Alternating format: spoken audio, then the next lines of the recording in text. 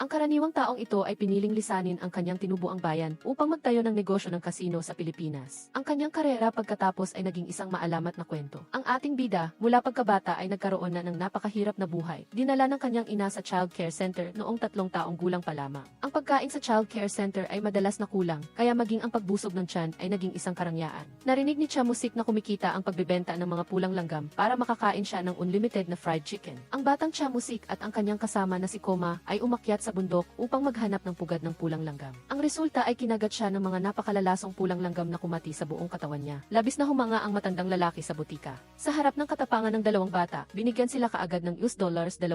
Ngunit ang kaunting pera na ito ay hindi makakabili ng $500 na pritong manok. Sa puntong ito, nakita ni Chamusik ang isang grupo ng mga bata na naglalaro ng rock paper scissors sa tabi niya at nagliwanag ang kanyang mga mata. Bakit hindi ko gamitin ang pera na hawak ko para tumaya sa kanila? Ang mananalo ay makakakain ng pritong manok. Ito ang unang pagkakataon na sumugal si Chamusik sa kanyang buhay. Ngunit pagkatapos ng maraming round, natalo niya ang lahat ng kanyang pera. Ang dalawang bata ay bumalik sa child care center na walang ni isang kusing. Hindi alam kung ilang araw ang lumipas, hanggang sa isang araw ay dumating ang ina ni Chamusik sa child care center para sunduin siya. Natapos na rin ang pagkakabilanggo ng kanyang ama. Ngayon ay makakapag-aral na siya tulad ng isang normal na bata. Ngunit dahil sa 2 taon sa child care center, hindi na makasabay si Musik sa mga aralin sa klase. Iminungkahi ng guro sa kanyang ama na kumuha ng tutor para maturuan siya sa bahay. Sa harap ng magalang na pagtanggi ng guro, ang mahirap na pamilya ay muling bumagsak. Upang kumita ng pera para sa tutor, ang kanyang ama ay bumalik sa dati niyang buhay sa isang home casino. Ngunit nang matuklasan niya na may nandadaya sa casino, hinila niya ito palabas at binugbog. Hindi nagtagal, muling nakulong ang kanyang ama dahil sa pananakit habang lumipat si Chamusik sa Daejeon kasama ang kanyang ina. Upang makatulong sa gastusin sa bahay, nagsimulang mag-deliver ng dyaryo ang batang si Chamusik. Ang bawat pahayagan ay nagkakahalaga ng $70. Kukunin ng pahayagan ang 70% at ang natitirang 30% ay komisyon. Kung hindi makabenta ng 5, mabubugbog. Matalino si Chamusik kaya upang kumita ng mas maraming pera, humingi siya ng 100 pahayagan. Dahil labis siyang nagtitiwala sa kanyang kakayahan sa pagbebenta. Bata pa siya ngunit magaling nang magsalita kaya pinili niyang magbenta sa mga babae. Tinatawag niya ang lahat ng mga babae na magandang ate. Di nagtagal, isang babae ang bumili ng isang pahayagan gamit ang pera. Ngunit nang ibalik niya ang sukli, nagpanggap si Chamusik na hindi niya mahanap ang sukli at halos lahat ng mga babae ay nawala ng pasensya at umalis. Sa ganitong paraan, sa pagbenta ng isang pahayagan, mas marami pa siyang kikitain. Pagkatapos, pumunta siya sa sinehan na maraming tao at nagsimulang mag-alo. Kakasimula pa lang mag-offer, pumunta siya sa sinehan na maraming tao. Dahil sa mukha niya, halos lahat ng mag-asawa ay bibili ng isang kopya. Hindi nagtagal, naubos na ang 100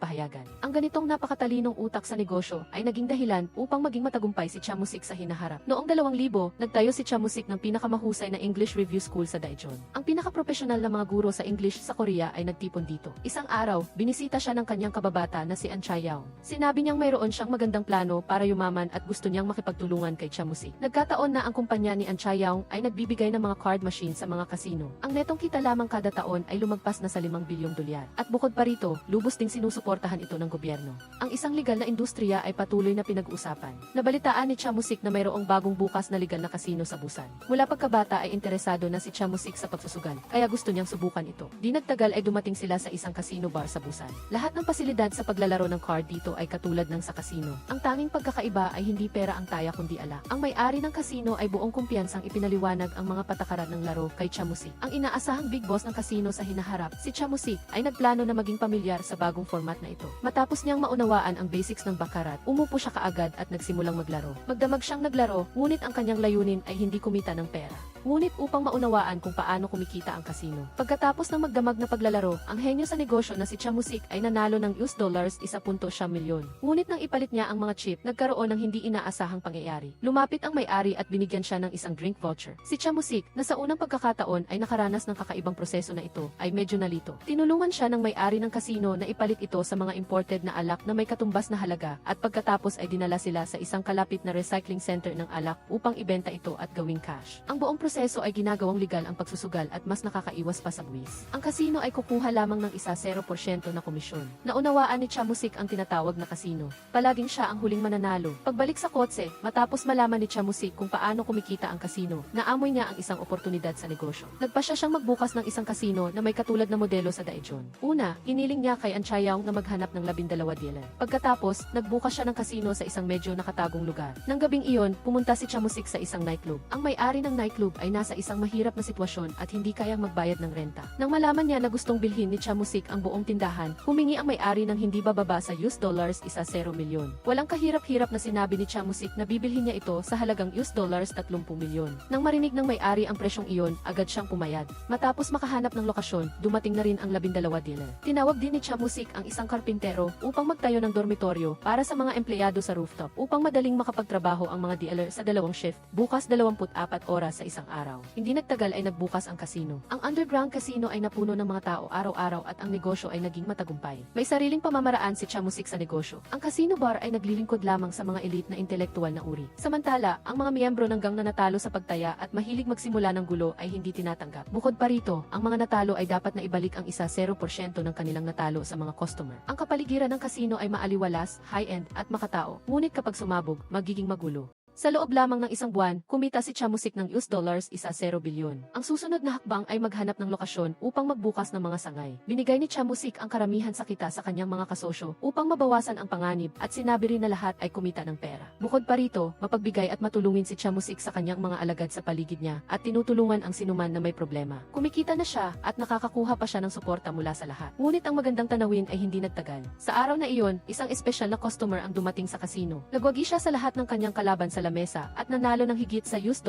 milyon sa loob lamang ng isang oras. Matapos ipalit ang mga papel na pera sa reception, habang paalis na ang customer na iyon. Ang Joint Investigation Team ng National Tax Service ay biglang sumugod. Ginamit nila ang kaso ng pag-iwas sa buwis upang isara ang underground casino na itinayo ni Chamusik. Nakita ni Lee Sang-cheol sa reception na hindi maganda ang sitwasyon, kaya inilagay niya ang ledger sa isang delivery box at yumuko habang lumabas. Ngunit nang dumating siya sa pinto, hinarang siya at nahuli siya sa akto. Si Lee Sang-cheol ay isa lamang na empleyado. Ang tunay na boss sa likod ay si Chamusik. Nang malaman ni Chamusik na isinara na ng investigation team ang kasino, agad siyang gustong tumakas kasama si An Chayaw. Ngunit inilagay ni An Chayaw ang lahat ng natitirang $60 bilyong cash sa bangko. Muntik nang mahimatay si Chamusik nang marinig ito. Binalaan niya si An Chayaw na huwag pumunta sa bangko upang mag-withdraw ng pera. Pagkatapos ay binigyan niya ito ng isang cellphone na mayroon lamang isang linya. Ngunit pagkatapos nilang maghiwalay, tinawagan ni An Chayaw ang kanyang asawa upang pag-usapan ang mga gagawin nila. Hindi niya alam na sinusundan siya ng investigation team sa likuran. Tumungo si An Chayaw sa isang real estate office. Nagpaplanong ibenta ang kanyang ari-arian sa mababang presyo. Saktong sumugod ang investigation team na sumusunod sa kanya at nahuli siya sa akto. Ang legal na rehistro ng kasino ay nasa pangalan ni An Chayaw. Ngunit naniniwala ang team leader na si Chamusik na nasa kotse ang mastermind sa likod nito. Pagkatapos ay pinilit nilang itanong kay An Chayaw kung saan nagpunta si Chamusik. Nangyari na tumawag si Chamusik sa sandaling iyon. Nang makita ito ni team leader Kang, agad niyang kinuha ang telepono. Matapos niyang ibunyag ang kanyang pagkakakilanlan, pinaalalahanan niya si Chamusik na magbayad ng kanyang buwis sa tamang oras. Sa pamamagitan ng pag-uusap, nang malaman ni Chamusik na nahuli na si An Chayaw, agad siyang pinutol ang tawag. Bago siya pumunta sa paliparan, unang nakipag-ugnayan si Chamusik kay Park Jong-hyun. Tinanong niya kung may paraan ba para mailabas si An Chayaw.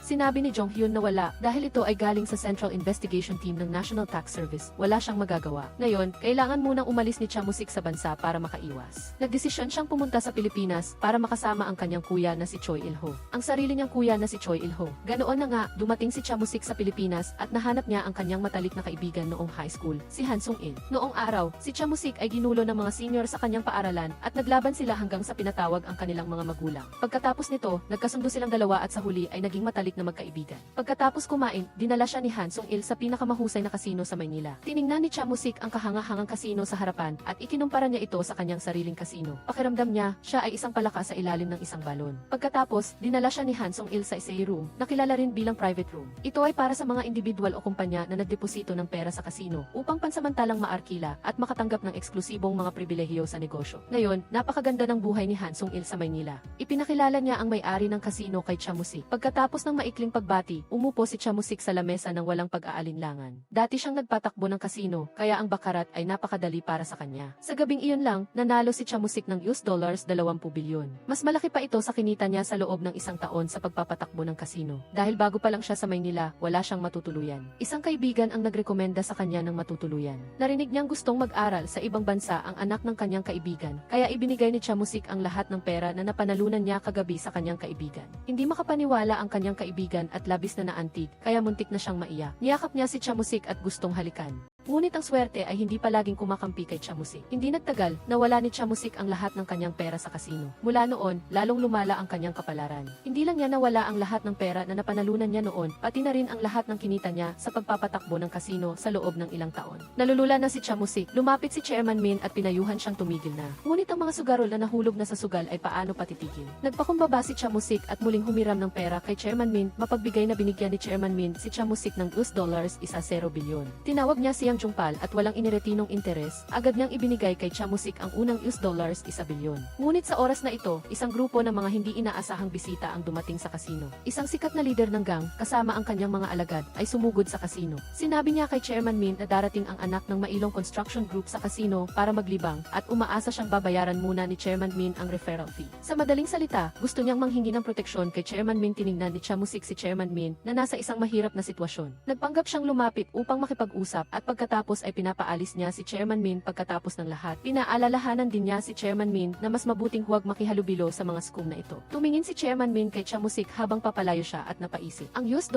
bilyon na hiniram niya kay Chairman Min ay hindi kailanman magiging sapat. Natatalo na naman si Chamusik. Kinabukasan, ipinakilala ni Han Sung-il kay Chamusik ang kanyang kababayan na si Song Bugon. Sa madaling salita, nagpaplano siyang mag-launder ng pera. Upang baliktarin ang sitwasyon at bawiin ang kanyang pera, humiram si Chamusik ng pera na may mataas na interes kay Song Bugon. Bagaman mukhang mabait si Song Bugon sa labas, na para bang wala siyang pakialam kung may utang man, ito ay nasa isang bansa na labag sa batas. Kung aalis ka lang matapos matalo, tiyak na mauwi ito sa pagkawasak ng bahay at pamilya. Tiningnan ni Chamusik ang $2 milyon sa kanyang harapan at umupo sa kasino ng walang pag-aalinlangan. Lubos siyang nagtiwala sa prinsipyo ng pag-alis na ginagamit niya upang mabuhay. Ngunit hindi niya inakala na sa huli ay matatalo pa rin niya ang lahat. Sa loob lamang ng 3 buwan, bumagsak si Chamusik mula sa langit patungo sa pinakamababang bahagi ng buhay. Umuwi si Chamusik sa hotel nang makatanggap siya ng tawag mula sa National Tax Service. Pinayuhan siya ng babae na bayaran ang mga utang sa buwis ng underground casino sa lalong madaling panahon. Kung hindi niya ito ayusin, tatanggap siya ng demanda mula sa prosecutor's office at magsasagawa ang Interpol ng international arrest. Ang kanyang asawa at anak sa Korea ay madadamay din na ubos na ni Chamusik ang lahat ng kanyang ipon at may utang pa siya na may mataas na interes. Inaasahan niyang ibebenta ng kanyang asawa ang bahay at magsisimulang muli sa Pilipinas. Ngunit sa hindi inaasahang pagkakataon, nalaman niya na malubhang may sakit ang kanyang ama at isinuko na ng ospital ang paggamot. Upang maihanda ang libing ng kanyang ama, tinawagan ni Chamusik si Yoon Dong-yeok sa istasyon ng pulis upang magtanong tungkol sa pag-unlad ng kaso.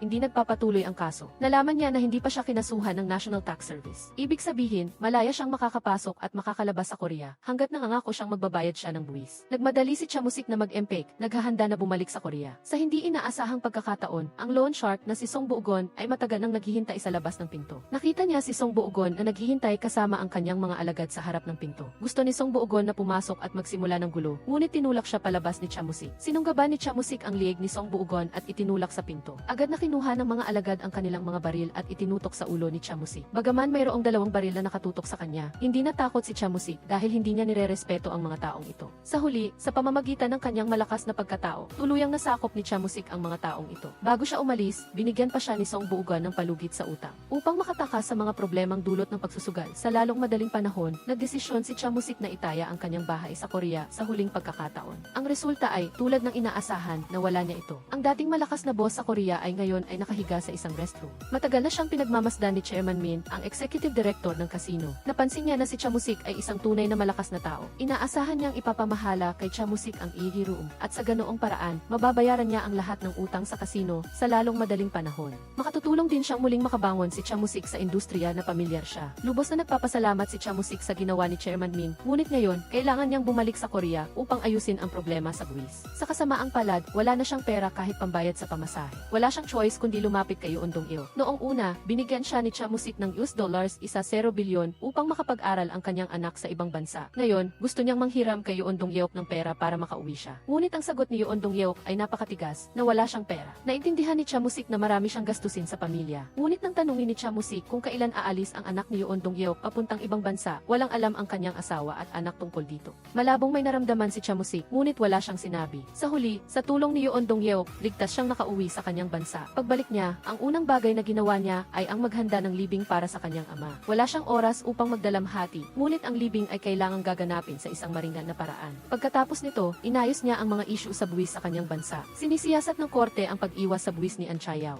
Isinagawa ang isang pampublikong pagdinig. Sa matibay na ebidensya na ibinigay ng National Tax Service, si An Chayaw ay hinatulan ng 5 taong pagkakakulong. Nagpataw din ang korte ng multa na $45 bilyon. Sa harap ng mabigat na parusa at sentensya, si An Chayaw ayaw pa rin magbigay ng anumang impormasyon tungkol kay Chamusik. Pumunta si Chamusik sa National Tax Service. Sa pamamagitan ng ebidensya, nalaman ni Team Leader Kang na ang kita ng underground casino na pinamamahalaan ni Chamusik ay lumampas sa $30 bilyon. Ang bilang na ito ay hindi kasama ang kita mula sa mga game machine. Kaya nagpataw siya ng walang pag-aalinlangang multa na $8 bilyon. Ngunit sinabi ni Chamusik na hindi siya kumita ng ganoong kalaking pera. Dahil sa sinserong saloobin ni Chamusik, kusa na ibinaba ni Team Leader Kang ang multa sa $4 bilyon. Gayunpaman, hindi man lang tiningnan ni Chamusik ang notebook at isinara niya ito. Sa totoo lang, hindi niya kayang bayaran ang ganoong kalaking pera at sinadyang lakasan niya ang boses niya sa pagsabi kay Team Leader Kang na kung patuloy na igigiit ng National Tax Service ang kanilang desisyon, tatanggapin na lang niya ang hatol. Sa huli, matapos magtawaran ni Chamusik, nagdesisyon ang National Tax Service na $800,000 lang ang sisingilin. Iyon ang presyo ng isang bali na buto. Hindi maintindihan ng katulong sa tabi ng babae kung bakit masyadong binawasan ang multa ni Chamusik. Sinabi ni Team Leader Kang na hindi sapat ang ebidensya na hawak nila. Kahit na lumaki pa ang kaso at umabot sa korte, wala silang malaking pagkakataong manalo. Mas mabuting bawasan ang pera at makakolekta pa rin ng kaunting buwis. Matapos ayusin ni Chamusik ang gulo, kinuha niya ang natitirang pera at bumalik sa Pilipinas. Tinawag niya si Song Bugon. Hindi lamang niya binayaran ang prinsipal na utang, kundi pati na rin ang malaking interes. Sinabi rin niya kay Song Bugon na ang negosyo ay dapat batay sa tiwala, hindi sa baril. Patuloy na tumango si Song Bugon habang nakikinig kay Chamusik at humingi ng paumanhin sa nangyari noong gabing iyon. Hindi nag-isip si Chamusik at nag-alok na pamahalaan nilang dalawa ang special room. Si Song Bugon ay napakagaling sa paglaunder ng pera, na lubhang kapakipakinabang sa kasino. Sa harap ng mapagbigay at maaasahang kuya, pumayag si Song Bugon ng walang pag-aalinlangan. Bago siya umalis, pinayuhan niya pa si Chamusik na iwasan si Yoon Dong Yeok hanggat maaari. Dahil hindi itinuturing ni Yoon Dong Yeok na kaibigan si Chamusik at sinisiraan pa siya nito kung saan-saan. Bukod pa rito, niloko pa niya siya para bumili ng shabu. Galit na galit si Chamusik nang marinig niya ito. Binalaan niya si Song Bugon na huwag maghasik ng pagkakawatak-watak at sinabi pa na kung muli siyang magsasalita ng ganoong klaseng mga salita, sisirain niya ang kanyang bibig. Ngunit alam ni Chamusik na totoo ang lahat ng sinabi ni Song Bugon. Nang gabing iyon, tinawag ni Chamusik si Yoon Dong Yeok para maghapunan, naghahanda na siyang harapin siya. Sa hindi inaasahang pagkakataon, ang nahihiyang si Yoon Dong Yeok ay nagalit at agad siyang nagwala. Nang marinig ang mga matatalim na salita, hindi natakot si Chamusik. Agad niyang kinuha ang gunting at ibinigay sa kanya, at sinabihan niya si Yoon Dong Yeok na saksakin siya sa loob ng 5 segundo, o kung hindi, siya ang gagawa nito sa kanya. Ang duwag na si Yoon Dong Yeok ay hawak ang gunting at hindi man lang gumalaw. Di nagtagal, nilinaw ni Chamusik ang kanyang layunin. Ngayon, putol na ang ugnayan natin bilang magkapatid. Bago siya umalis, hindi niya nakalimutan na insultuhin siya. Matapos ayusin ang problema, inilaan ni Chamusik ang kanyang sarili sa negosyo ng kasino. Makalipas ang 1 buwan, binigyan siya ni Chairman Min ng kabuang $100 milyon na dibidendo. Pagkatapos, kinuha niya ang isang stock ng mga G at ibinigay kay Chamusik. Ang mga G na ito ay mula sa mga taong natalo sa sugal na tumakas pabalik sa Korea. Sa loob ng 15 taon, walang sinuman ang nakabawi sa pera na ito. Kung mababawi ito ni Chamusik, magiging kasosyo siya ng kasino. Sa totoo lang, hindi rin umaasa si Chairman Min ng husto. Ngunit sa mata ni Chamusik, ito ay isa ring pagkakataon para maipakita niya ang kanyang sarili. Pagkatapos bumalik ni Chamusik sa Korea, una siyang pumunta sa hardware store upang bumili ng ilang kapakipakinabang na kasangkapan. Pagkatapos, hinanap niya ang una niyang inutang. Nag-iisa siyang sumugod sa pinagtataguan ng mga gangster. Pagkatapos ng kanyang pagsasalita, nilibak siya ng boss ng gang. Sinabi niyang sa napakaraming taon na nabuhay siya, wala pang sinuman ang nangahas na maging bastos sa kanya. Agad siyang nag-utos sa kanyang mga alagad na harapin si Chamusik. Naghanda ang alagad na turuan ng leksyon si Chamusik. Sa hindi inaasahang pagkakataon, sa sumunod na segundo, lumabas ang isang screwdriver sa kamay ni Chamusik at agad niyang itinutok sa mukha ng lalaki. Ang iba pang mga alagad na gustong tumulong ay umatras dahil sa isang tingin lang ni Chamusik. Nataranta ang lahat. Umupo si Chamusik sa lamesa at ginamit ang sashimi upang punasan ang ketchup sa screwdriver. Ang boss ay lubos na natakot sa bagsik ni Chamusik at agad na binayaran ang $1 bilyon na utang na overdue na sa loob ng 15 taon. Ang dahilan kung bakit hindi takot si Chamusik sa langit o sa lupa ay dahil dati siyang sundalo at isa siya sa pinakamabagsik na intelligence soldier sa ika-6 na Philippine Marine Corps. Ang kanyang pangunahing responsibilidad ay magpadala ng impormasyon ng intelligence sa loob at labas ng North Korea na lubhang mapanganib. Anong klaseng eksena pa ang hindi niya nakita? Kinabukasan, pumunta si Chamusik sa barbershop at nagpakita ng bastos na ugali. Hindi lang siya naghugas ng paa sa swimming pool, kundi agad din siyang naghubad ng pantalon at umutot. Nagpakita siya ng bastos na ugali. Nang makita niyang nasa bingit na ng pagbagsak ang may-ari, sa wakas ay sinabi na rin niya ang tungkol sa utang. Lumabas na ang asawa ng may-ari ang may utang kay Chairman Min at hindi siya makontak. Kaya pumunta siya sa tindahan upang magsimula ng gulo. Ang mga babae sa tindahan ay labis na natakot. Kung magulo, paano pa sila makakapagnegosyo? Agad na tinawagan ng may-ari ang kanyang asawa at ang utang ay agad agad na naibigay. Pagkatapos, lahat ng utang ay unti-unting nakolekta ni Chamusik. Humanga si Chairman Min sa kakayahan ni Chamusik na tapusin ang trabaho. Madalas niyang pinupuri si Chamusik sa harap ng kanyang mga kaibigan.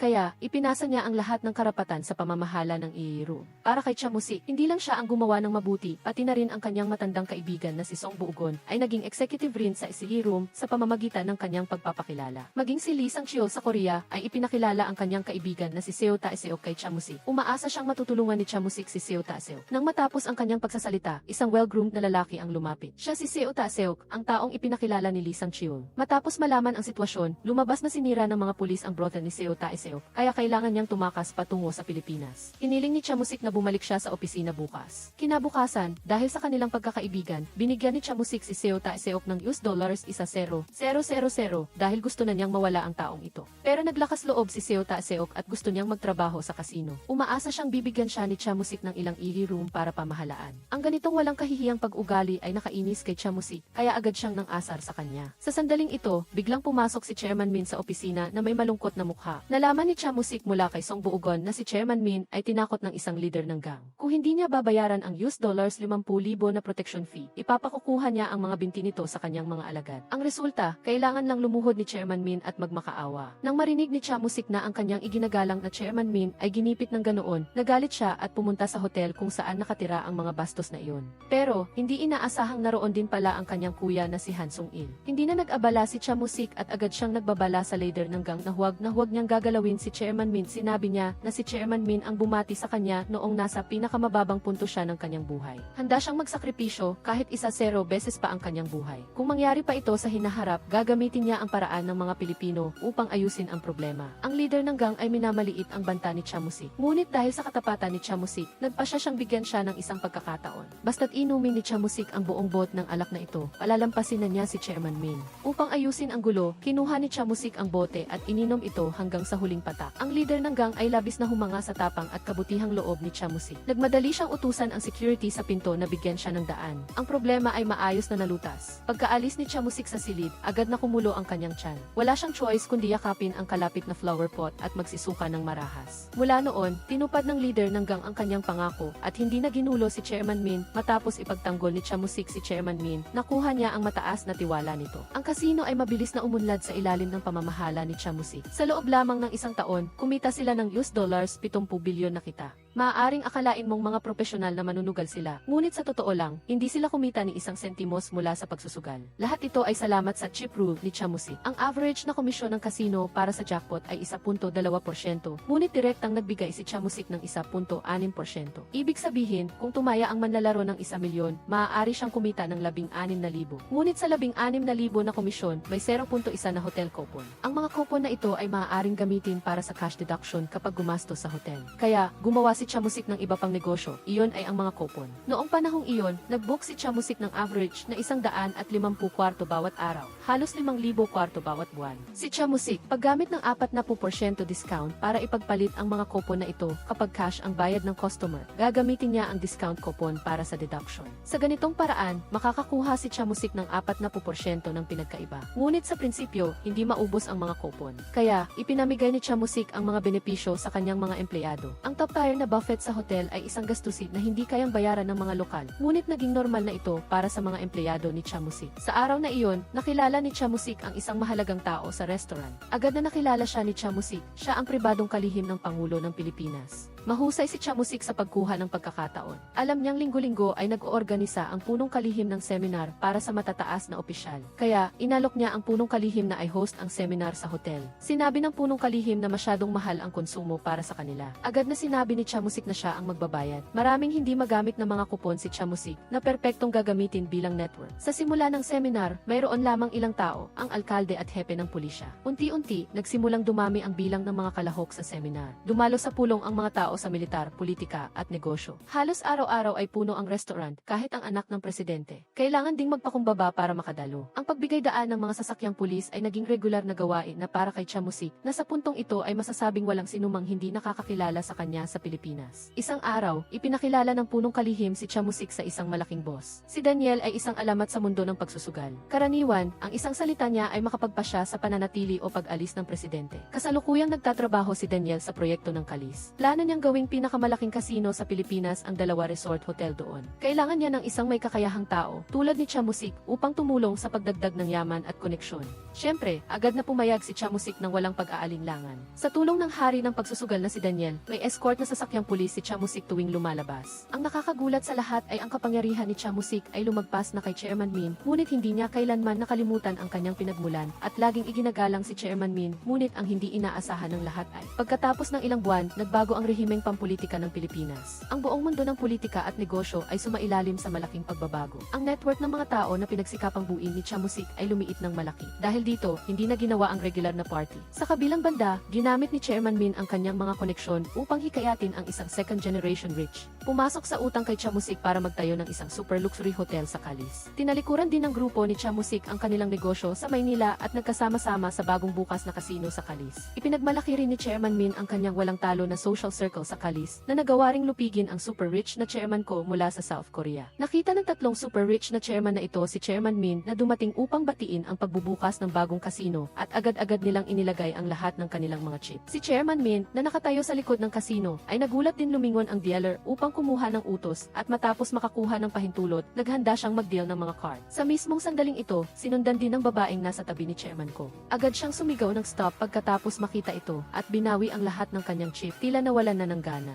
Pagkatapos mag-deal ng laro at buksan ang card, nakuha niya ang 7 puntos. Napakasaya ni Chairman ko dahil hindi siya tumaya. Ang babae sa tabi niya ay nagbukas din at nakakuha ng 8 puntos. Pagkatapos manalo, pinayuhan niya si Chairman ko na dapat tumaya sila. Nakakapanghinayang nga, galit na umalis si Chairman ko. Si Chamusik at Chairman Min ay nagtulungan upang magbukas ng isang bagong kasino sa Calis. Sa araw na iyon, maraming tao ang dumating para magsugal. Ngunit sa araw ng pagbubukas, nakipag-date si Jungpal kay Jung, ang receptionist ng hotel. Agad silang nagkita at nag-ehersisyo sa kama. Sa kabilang banda, ang second generation rich na nagpahiram ng pera kay Chairman Min ay nagmamayabang kay Jo Yoki, ang konsul ng Korean Embassy, na nag-invest siya kasama ang isa pa at nagbukas ng malaking kasino sa Calis. Gusto ring makakuha ng parte si Jo Yoki pagkatapos marinig ito. Sabi niya, ang mga nagbubukas ng kasino ngayon ay masasamang tao na may pinagmulanggang. Hindi mo sila kayang labanan kung mag-isa ka lang. Mas magandang magtulungan tayo. Dahil ako ang konsul ng embassy doon, hindi ka apihin ng mga Korean. Kaya, nakakuha si Jo Yoki ng shares ng walang anumang dahilan. Sinabi ng second generation rich, mamaya, ililibre kita ng inumin, whiskey o kahit ano pa. Kahit anong gusto ng may-ari ay pwedeng dalhin. Matapos mag-ayos, nagsinungaling si Yoonki na magsikar lang siya at patagong sinundan ang may-ari. Tinanong niya ang may-ari kung magkano ang magagastos ngayong gabi. Sabi ng may-ari, kahit $1,000,000 man lang. Sabi ni Yoonki, kapag nagbayad, sabihin mo sa second generation rich na $2,000,000 ang kailangan. Ipadala sa aking account ang sobrang $1,000,000. Sinasamantala ni Yoonki ang bawat pagkakataon. Dapat sana ay protektahan niya ang karapatan ng mga Korean sa bansa. Ngunit lagi niyang sinasamantala ang mga nasa ibang bansa para kumita. Kinabukasan, isang Little B sa kasino ang nagpakilala ng malaking customer. Ang Little B ay tumutukoy sa mga taong nawala ang lahat sa kasino. Ang mga taong hindi pa rin makaalis sa kasino. Kumikita sila sa pamamagitan ng pagpapakilala ng mga customer sa kasino. Sa pamamagitan ng pagpapakilala ng intermediary, may isang boss na si Boss Wang na nagpapatakbo ng isang electronics factory sa Korea na pumunta sa Pilipinas. Ipinakilala ng Little B si Boss Wang kay Chamusik. Noon pa man, alam na ni Chamusik ang pinagmulan ni Boss Wang. Gumawa siya ng profesional na pagtatasa at investigasyon. Mayroon siyang ari-arian na humigit kumulang $40 bilyong. Nang malaman ni Chamusik na ang buong pamilya ni Boss Wang ay nasa isang economical na kwarto, agad siyang tumawag sa hotel at direktang in-upgrade ang kanilang kwarto mula sa economy class patungong presidential suite. Lubos na pinasalamatan ni Boss Wang ito. Alam ni Chamusik na mahilig mag-golf si Boss Wang, kaya araw-araw ay nag-golf siya kasama ito. Dagdag pa, sinadya niyang ipukpok ang bola sa gilid. At lahat ng ito ay para lang mapasaya si Boss Wang. Araw-araw na magkasamang kumakain at naglalaro, ginawa ni Chamusik na napakasaya ni Boss Wang. Hanggang sa araw bago siya umuwi, kusang nag-alok si Boss Wang na pumunta sa kasino ni Chamusik para maglaro. Ngunit agad na tumanggi si Chamusik pagkarinig nito. Sabi niya, hindi angkop na pumasok sa kasino kapag kasama ang pamilya. Nagpanggap na mabuting tao si Chamusik at pinayuhan siyang huwag maglaro. Ang pagsusugal ay maaaring magdulot ng pagkabangkarote sa iba. Ngunit hindi talaga niya ito mapigilan. Sa hiling ni Boss Wang at ng Little B, sabi ni Chamusik, sige, mag-familiarize na lang tayo. Maglaro kung gusto. Lalaro lang ng maliit, titigil kapag natalo. Pagkatapos, dinala niya si Boss Wang sa kasino. Ang misyon ng Little B bilang intermediary ay natapos na. Pagkalabas, binigyan ni Philip ang subordinate, ang Little B ng referral fee. Sa totoo lang, mayaman din ang Little B dati. Isa siyang propesor na akala niya ay mas mataas siya sa iba. Ngunit sa huli, tulad ng karamihan sa mga sugarol, natalo siya hanggang sa wala nang matira. Hindi siya makaalis sa kasino, kaya naging isang referral agent siya. Pagkatapos paalisin ang Little B, nakilala ni Philip si Sojung. Pareho silang mga Koreano sa ibang bansa. Nag-enjoy silang mag-usap. Unang tingin pa lang, nagustuhan na ni Philip si Sojung. Ipinagmalaki pa niya ang tatoo sa kanyang dibdib. Tinanong ni Philip kung gusto rin ni Jungpal si Sojung, ngunit diretsahang tumanggi si Sojung. Sinabi niyang hindi ganoon ang kanilang relasyon. Sa puntong ito, gumaan ang pakiramdam ni Philip. Sa pagbalik sa kasino, sa simula ay naglalaro si Boss Wang ng may pag-iingat, tumataya lamang ng ilang dosenang dolar. Nagdulot ito ng matinding inis kay Chamusik. Matagal siyang nagsikap para sa malaking customer, ngunit ganoon kakuripot pagdating sa trabaho. Base sa estilo ng paglalaro ni Boss Wang, ang isa 0,000,000 dolar ay sapat na para maglaro siya sa loob ng isang linggo. Samantalang dati, si Chamusik ay tumataya ng isa 0,000,000 dolar nang hindi man lang kumukurap at natatalo sa loob lang ng 5 segundo. Nawala ng pasensya si Chamusik at nagdahilan na umalis sa kasino. Ngunit pagdating niya sa bahay, tumawag ang kanyang subordinate at sinabing natalo si Boss Wang ng $1,000,000 at gusto niyang humiram ng pera para punan ang nawala. Ito ay agad na nagdulot ng interes kay Chamusik. Dahil kahit na $1,000,000 pa lang ang talo niya, tiwala si Chamusik na mawawala sa kanya ang $1,000,000,000. At ito ay oras na lang ang magsasabi. Nang bumalik si Chamusik sa kasino, ubos na ang pera ni Boss Wang. Nakatayo siya sa mesa at nakatulala. Kaya, tinanong niya si Chamusik kung pwede siyang humiram ng $1,000,000 at sinabing ibabalik niya agad ito pagbalik sa bansa. Si Chamusik, sinadya niyang sabihin na kapag hindi swerte, mas mabuting umatras agad. Ngunit pinilit ni Boss Wang na maglaro pa. Nagpanggap si Chamusik na wala siyang magagawa at tinawag si Philip na pumunta sa accounting office para kumuha ng $1,000,000 chip. Ikinagulat ito ni Boss Wang. Pagkatapos, tumaya siya ng $1,000,000 nang sabay-sabay mismo sa harap ni Boss Wang. Ang mas ikinagulat pa ni Boss Wang ay sinabi ni Chamusik na buksan niya mismo ang card. Mukha siyang walang problema. Sobrang kinakabahan si Boss Wang, kaya pinisil-pisil at hinimas-himasan niya ito. Ang resulta, nanalo siya ng $1,000,000. Pagkatapos noon, sunod-sunod siyang nanalo. Lubos nitong binago ang pananaw ni Boss Wang. Matapos ang ilang rounds, ang pagnanasa ni Boss Wang ay lumaki ng walang katapusan.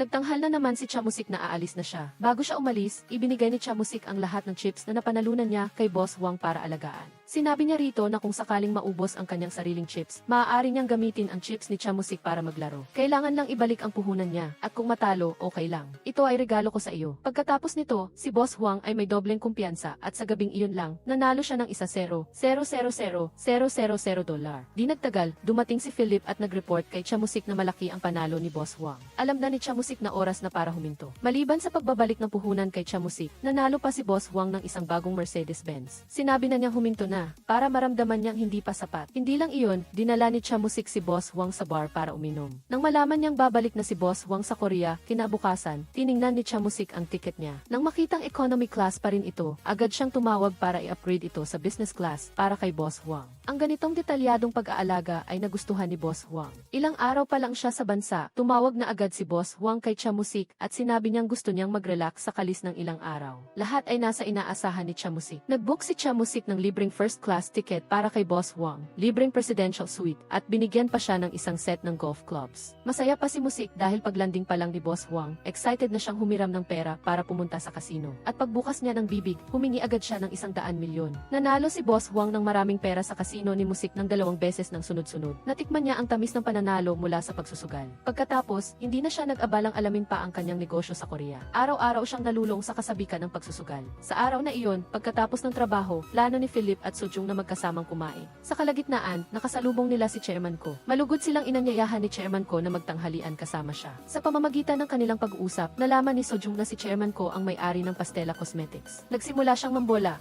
Gumawa siya ng maraming flattering na komento na ikinatuwa ni Chairman Ko. Kinagabihan, si Philip at Sojung ay magkasamang naglaro ng mga wave tea kung saan walang karagatan. Pagkatapos, tinanong ni Sojung si Philip tungkol sa maraming bagay na may kaugnayan kay Chairman Ko. Sa sandaling iyon, biglang tumunog ang telepono. Kinuha ni Sojung ang telepono, ngunit hindi niya sinagot dahil si Jungpal ang tumatawag. Sa oras na iyon, si Jungpal ay nakatayo sa ibaba na may hawak na mga rosas, nakatingin sa ilaw sa bahay ni Sojung. Pumitit si Jungpal ng malalim sa kanyang sigarilyo, tila may napagtanto. Tinapon niya ang mga rosas sa basurahan at umalis. Sa kabilang banda, palaki ng palaki ang taya ni Boss Wang. Sa loob lamang ng wala pang 2 buwan, natalo si Boss Wang ng $20 bilyong sa kasino. Ang kanyang buong estado ng pag-iisip ay ganap na iba na sa simula. Pinayuhan ni Chamusik si Boss Wang na huwag nang maglaro pa. Ngunit si Boss Wang, sa puntong ito, ay iniisip na lang kung paano niya mababawi agad ang kanyang natalong pera. Para mabawi ang pera, nakiusap siya kay Chamusik na pahiramin siya ng $1 bilyong. Nangako siyang ibabalik ito sa loob ng 10 araw. Ngunit hindi inaasahan ni Chamusik na sasabihin niyang may 20 bilyon ka lang at naglakas loob kang pumunta rito para magsugal. Akala ko, Chairman magyaman ka ng isang malaking kumpanya na may daan-daang bilyong dolar. Pagkatapos sabihin ito, pinasulat niya si Boss Wang ng isang promissory note. Kung hindi niya maibabalik ang 1 bilyong dolar sa loob ng 1-0 araw, kailangan niyang bayaran ang 1-0 beses ng halaga ng utang at panagutan ang lahat ng legal na pananagutan. Para ma-save ang sarili, hindi na inalintana ni Boss Wang ang malupit na kondisyon na ito. Agad siyang nag-fingerprint. Ngunit 2 oras lang ang lumipas, natalo na niya ang 1 bilyon. Nagmamadali siyang tumakbo sa elevator para harangin si Chamusik. Nagsinungaling siya na nabenta na niya ang kanyang kumpanya sa Korea. Matapos bayaran ang lahat ng utang, mayroon pa siyang natitirang pera. Umasa siyang bago pa man niya mabayaran ng buo ang utang, makahihiram pa siya ng pera kay Chamusik para subukan ulit ang kanyang swerte. Naintindihan ni Chamusik na wala na siyang magagawa para kay Boss Wang sa puntong ito. Kumuha siya ng 2,000 dolar mula sa kanyang wallet at sinabing punuin niya muna ang kanyang tiyan. Ang totoo, pinapaalis na niya ito. Sa puntong ito, napagtanto ni Boss Wang na ang mga karanasan.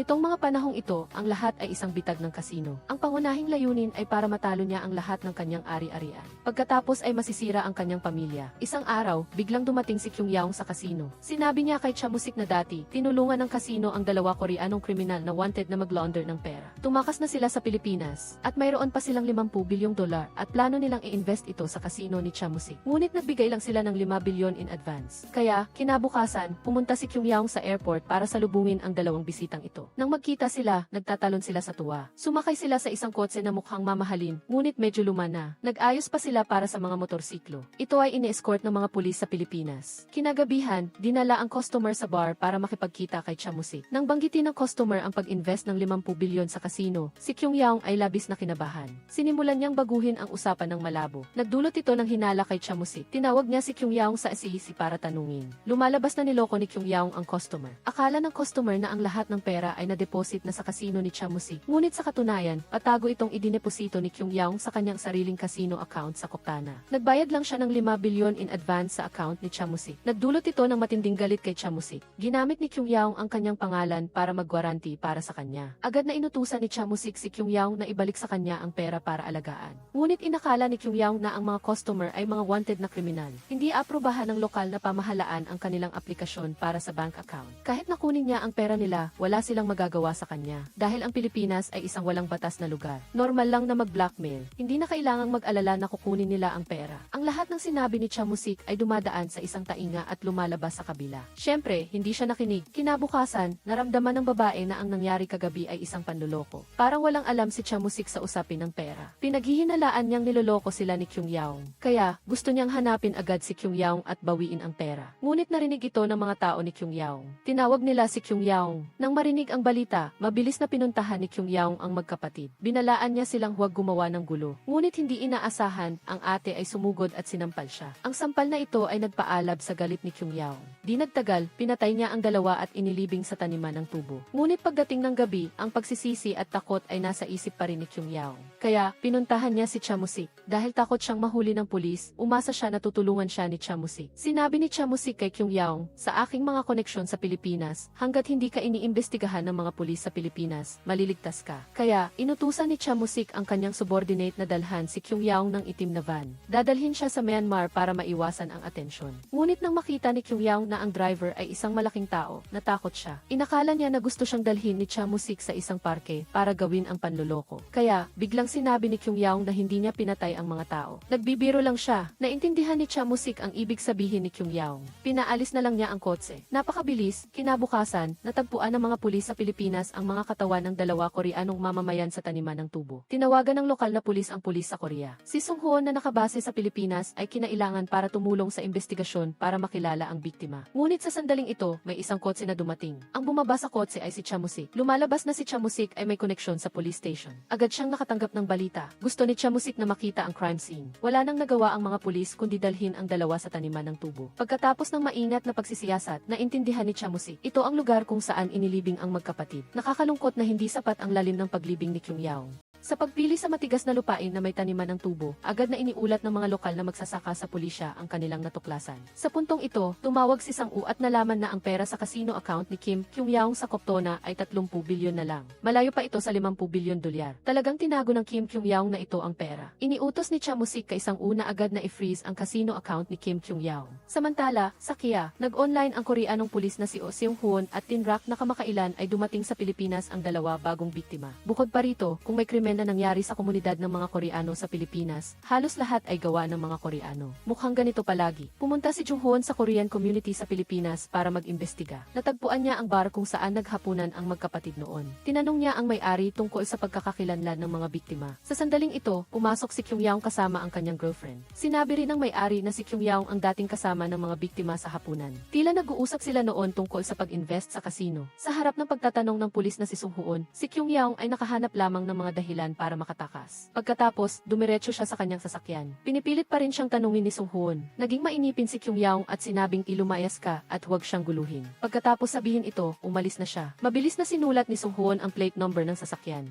Pagkatapos ay napansin niya na tila hindi patas ang paghahati ng investment ni Kyung-yaong sa kasino. Kaya, dinala niya si Sung-hoon sa kasino kung saan nagtatrabaho si Kyung-yaong. Si Sojung, ang receptionist ng hotel, ay nag-guide kay Sung-hoon. Dinala niya si Sung-hoon sa harap ni Chamusik. Sa puntong ito, ang lahat ay nakatuon sa taya ni Chairman Ko. Nang makita ni Chairman Ko si Sojung, natuwa siya. Agad siyang tumaya ng $200 milyon.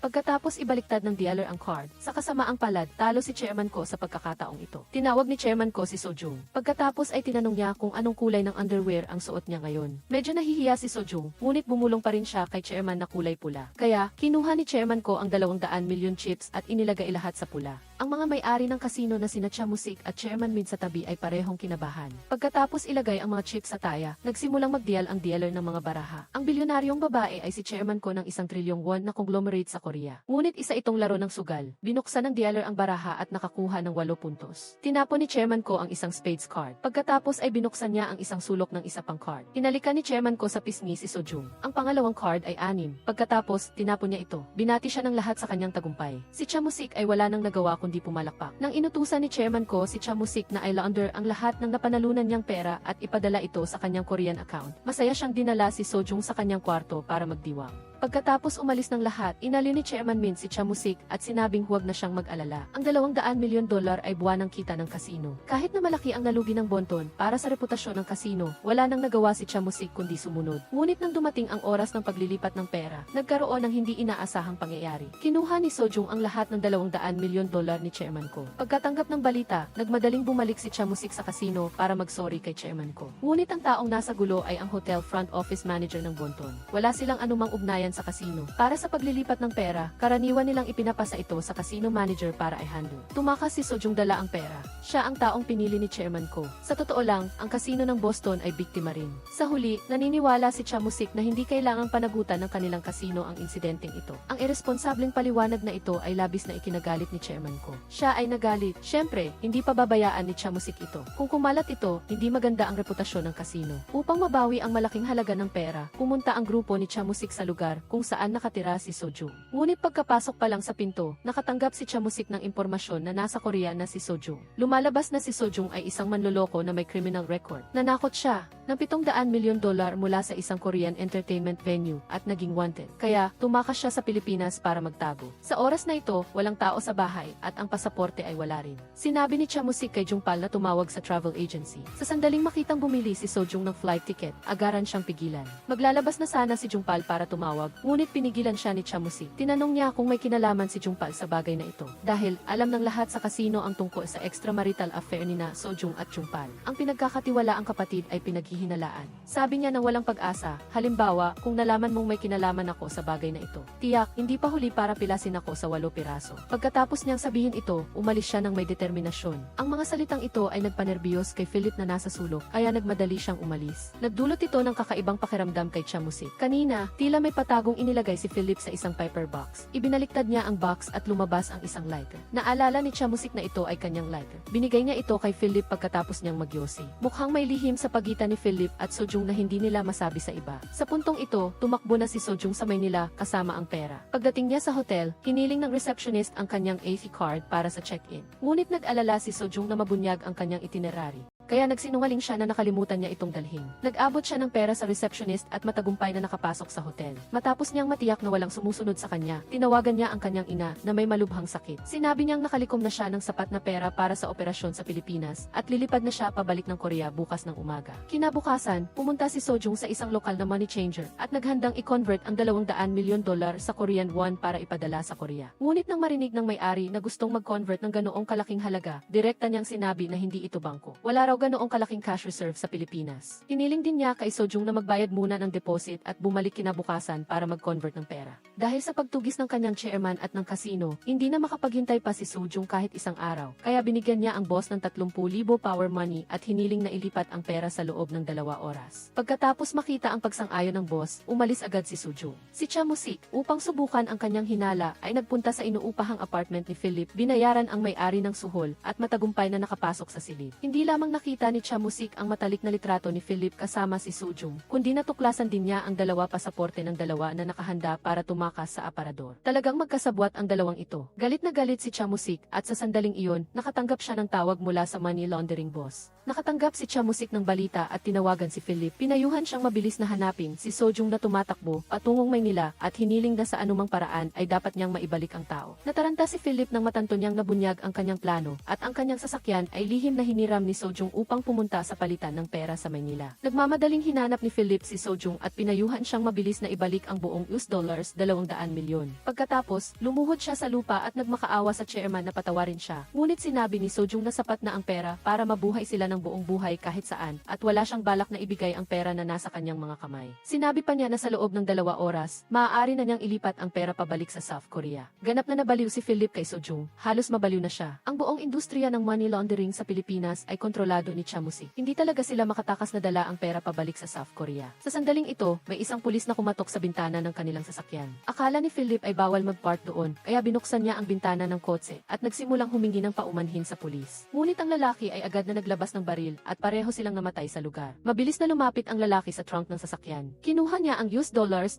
milyon na ninakaw sa trunk at inilipat sa kanyang mga kasabwat sa sasakyan. Pagkatapos, umalis siya ng mayabang sa harap ng maraming tao. Ang buong insidente ng pamamaril ay tumagal ng wala pang 1 minuto o Seung-hoon. Nakaupo sa sasakyan at natulala sa lahat ng nakita. Nakita niya lang ang isang itim na lalaki na may suot na salamin sa araw na naglipat ng pera. Nagmamadaling bumaba si Seung-hoon upang tingnan ang sitwasyon at nakita niyang patay na ang kanyang kasama, si Philip at si Sojung. Kaya't nagpanik siya at umalis sa pinangyarihan. Sa punerarya, ikinuwento ni Seung-hoon ang buong pangyayari. Tila alam na ng lalaki na may 200 milyon si Sojung sa sasakyan, ngunit si Cha Musik ang unang nakaalam sa mga galaw ni Sojung. Parehong nalilito sina Seung-hoon at Jungpal, at nararamdaman nilang ang utak sa likod nito ay maaaring si Cha Musik. Ngunit si Cha Musik ay interesado lamang sa sitwasyon ng pulisya na nag-imbestiga sa insidente. Sinabi ni Seung-hoon na wala siyang sinabi kahit ano. Nang malaman ito, sinabi ni Cha Musik sa 2 na siya mismo ang magsasagot sa bagay na ito at umaasa siyang hindi na nila ito babanggitin pa sa sinuman. Bagaman niloko ni Sojung si Jungpal noong nabubuhay pa siya, nakaramdam pa rin siya ng panghihinayang sa pagkamatay ni Sojung. Si Philip ay isang mabuting kaibigan ni Seung-hoon. Ang mga kahina-hinalang pangyayari sa insidente ay hindi nila maalis sa kanilang isipan. Tila lihim silang nagkaroon ng ilang kasunduan. Nang gabing iyon, isang misteryosong lalaki ang nakipagkita kay Cha Musik. Siya ang lalaki na nagnakaw ng $200 milyon mula sa kotse ni Sojung kaninang umaga. Siya rin ang personal na bodyguard ng casino mogul na si Daniel. Tila lahat ng ito ay lihim na binalak ni Cha Musik. Pagbalik sa villa, inilagay ni Cha Musik ang $200 milyon sa bodega at wala siyang intensyon na ibalik ito sa chairman. Batay sa kasalukuyang halaga ni Cha Musik, ang $200 milyon ay hindi talaga sulit para sa kanya na mag-abalang magpatay ng tao. Ginugulat lang niya ang mga tao upang maging babala sa sinuman na magtaksil sa kanya. Pagkatapos maayos ang bagay na ito, kailangan pang hanapin ni Cha Musik ang kinaroroonan ni Kyung Yao. Dinala niya si Jungpal sa bahay ni Kyung Yao, ngunit natagpuan niya ang susi ng kotse sa silid. Nakita ni Jungpal ang isang piraso ng tela na may mansa ng tomato ketchup sa kotse at nahanap din ni Cha Musik ang footage at kinopya pa ito. Upang malaman kung ano talaga ang nangyari noong araw na iyon, ang 2 grupo ay humarap kay Cha Musik. Minamaneho ni Cha Musik ang kotse patungo sa tirahan ng biktima, ngunit pagpasok pa lang niya sa sala, nakakita na siya ng isang malaking gulo. Pagkatapos ng matagal na paghahanap, wala siyang nakitang anumang bakas. Hanggang sa ibinuhos niya ang tambak ng bagahe, sa kanya natagpuan ang isang bag na naglalaman ng mga dokumento. Sa loob nito ay isang gabay sa paglipat ng pera. Mukhang plano rin ni Kyung Yao na tumakas na dala ang pera. Kaya, hindi na nag-atubili si Cha Musik. Ibinigay niya ang ebidensya na nakuha niya sa pulisya at buong pusong nakipagtulungan sa kanila. Dinala niya ang mga pulis sa bahay ni Kyung Yao at ibinigay ang video ng krimen ni Kyung Yao at isang piraso ng damit na may mansa ng tomato sauce. Basta't ikumpara ito sa blood type ng biktima, malalaman na ang katotohanan. Ginagaya pa nga ang pinangyarihan ng krimen ng detalyado. Nararapat lamang kay Cha Musik na dati siyang miyembro ng intelligence organization ng North Korea. Napaka-profesional ng kanyang pamamaraan sa paglutas ng kaso. Pagkatapos ibigay ang lahat ng ebidensya, ibinalik ni Cha Musik si Jungpal sa kotse. Nagtatakang tinanong ni Jungpal si Cha Musik kung bakit niya tinutulungan ang pulisya na lutasin ang kaso. Hindi ba't parang naghahanap lang siya ng problema? Sinabi ni Cha Musik na kailangang bunutin ang damo pati ugat. Ang mga nagtaksil sa akin ay walang magandang kahahantungan. Sa lang naunawaan ni Jungpal na si Chamusik ay isang nakakatakot na tao sa Pilipinas. Nagbago ang eksena patungo sa Red Light District sa Pilipinas. Ang babae ay unang beses na nagtatrabaho sa Bar Street. Hindi pa siya gaanong katagal sa kalye nang dumating si Chamusik sakay ng kotse at sinisingil siya ng $120,000. Kaya sumakay ang babae sa kotse. Sa maikling panahon, nakarating sila sa hotel. Gusto ng babae na maligo muna, ngunit sinabi ni Chamusik na huwag magmadali. Pagkatapos, inilabas ng babae ang kanyang cellphone upang maglaro. Sa sandaling ito, pinilit ni Chamusik ang babae na maligo. Walang nagawa ang babae kundi sumunod. Ngunit pagkapasok pa lang ng babae sa banyo, kinuha agad ni Chamusik ang cellphone sa bag ng babae. Pagkatapos, binuksan niya ang password ayon sa kanyang nakita at matagumpay na nabuksan ang cellphone. Ang lahat ng ito ay para lang hanapin si ang kinaroroonan ng kasintahan ni Kyung Yaong. Pagkatapos makuha ang cellphone, naglagay si Chamusik ng malaking halaga ng pera sa bag ng babae at pagkatapos ay umalis siya sa silid. Sa kabilang banda, nakatanggap si Seung Hoon ng tawag sa telepono. Ang nakababatang kapatid ni Kyung Yaong ay nahuli. Matapos ang interogasyon, matagumpay na isiniwalat ng suspect ang utak sa likod ng kaso, si Kyung Yaong. Pagkatapos, binabaan ni Seung Hoon ang telepono at tinawagan siya ng pulisya ng Pilipinas. Sinabi niya na natuklasan nilang may isa pang Korean na pinatay kahapon. Natulala si Seung Hoon nang makita ang larawan sa screen. Ang dalawang ito ay mga empleyado at receptionist sa kasino ni Chamusik. Sa kabilang banda, hawak ni Chamusik ang kanyang cellphone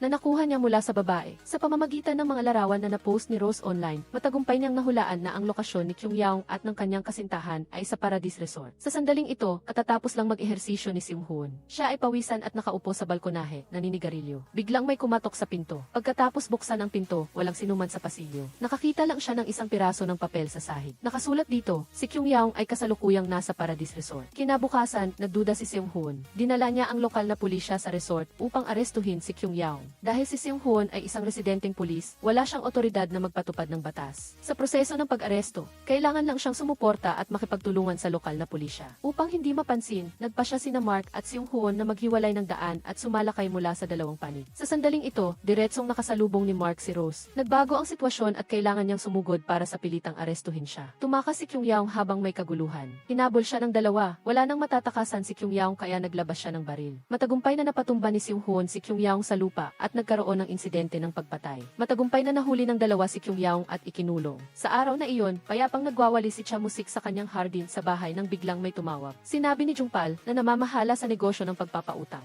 na mayroong isang Koreanong customer na nagngangalang Yoon Dong Yeok na patuloy na nagpapaliban at walang balak na bayaran ang utang. Ang pinakamahalaga, hindi pa rin nila hawak ang kanyang pasaporte. Nag-aalala si Jungpal at naguguluhan, kaya humingi siya ng tulong kay Chamusik para maningil. Nagalit si Chamusik nang marinig niya na pati sa ganitong kaliit na bagay ay kailangan pa siyang abalahin. Pinagalitan niya ang real estate boss. Tila siya ay isang maimpluwensyang tao sa South Korea. Mayroon siyang bilyon-bilyong dolyar, ngunit ang problema ay ang lahat ng ito ay luma ng pera. Sa kasalukuyan, naghahanap siya ng taong tutulong na gawing bagong pera ang mga ito. Kung malalabhan ang bilyon-bilyong dolyar na ito sa loob ng isang taon, saka lang siya makakapagbayad. Sinabi pa ni Yoon Dong Yeok na kapag nakabalik na siya sa South Korea, maaari na siyang magbayad ng isang bahagi sa kasino. Sa sandaling ito, nagpanggap si Chamusik na isang empleyado ng paliparan at pumasok. Sinabing kailangan niyang dalhin si Yoon Dong Yeok sa paliparan. Hindi maintindihan ni Jungpal at Seung Hoon kung ano ang gustong gawin ni Chamusik. Bago umalis, iniiling-iling pa ni Chamusik ang kanyang puwet sa direksyon nila sa sasakyan. Natuklasan ni Yoon Dong Yeok na hindi ito ang daan papunta sa paliparan.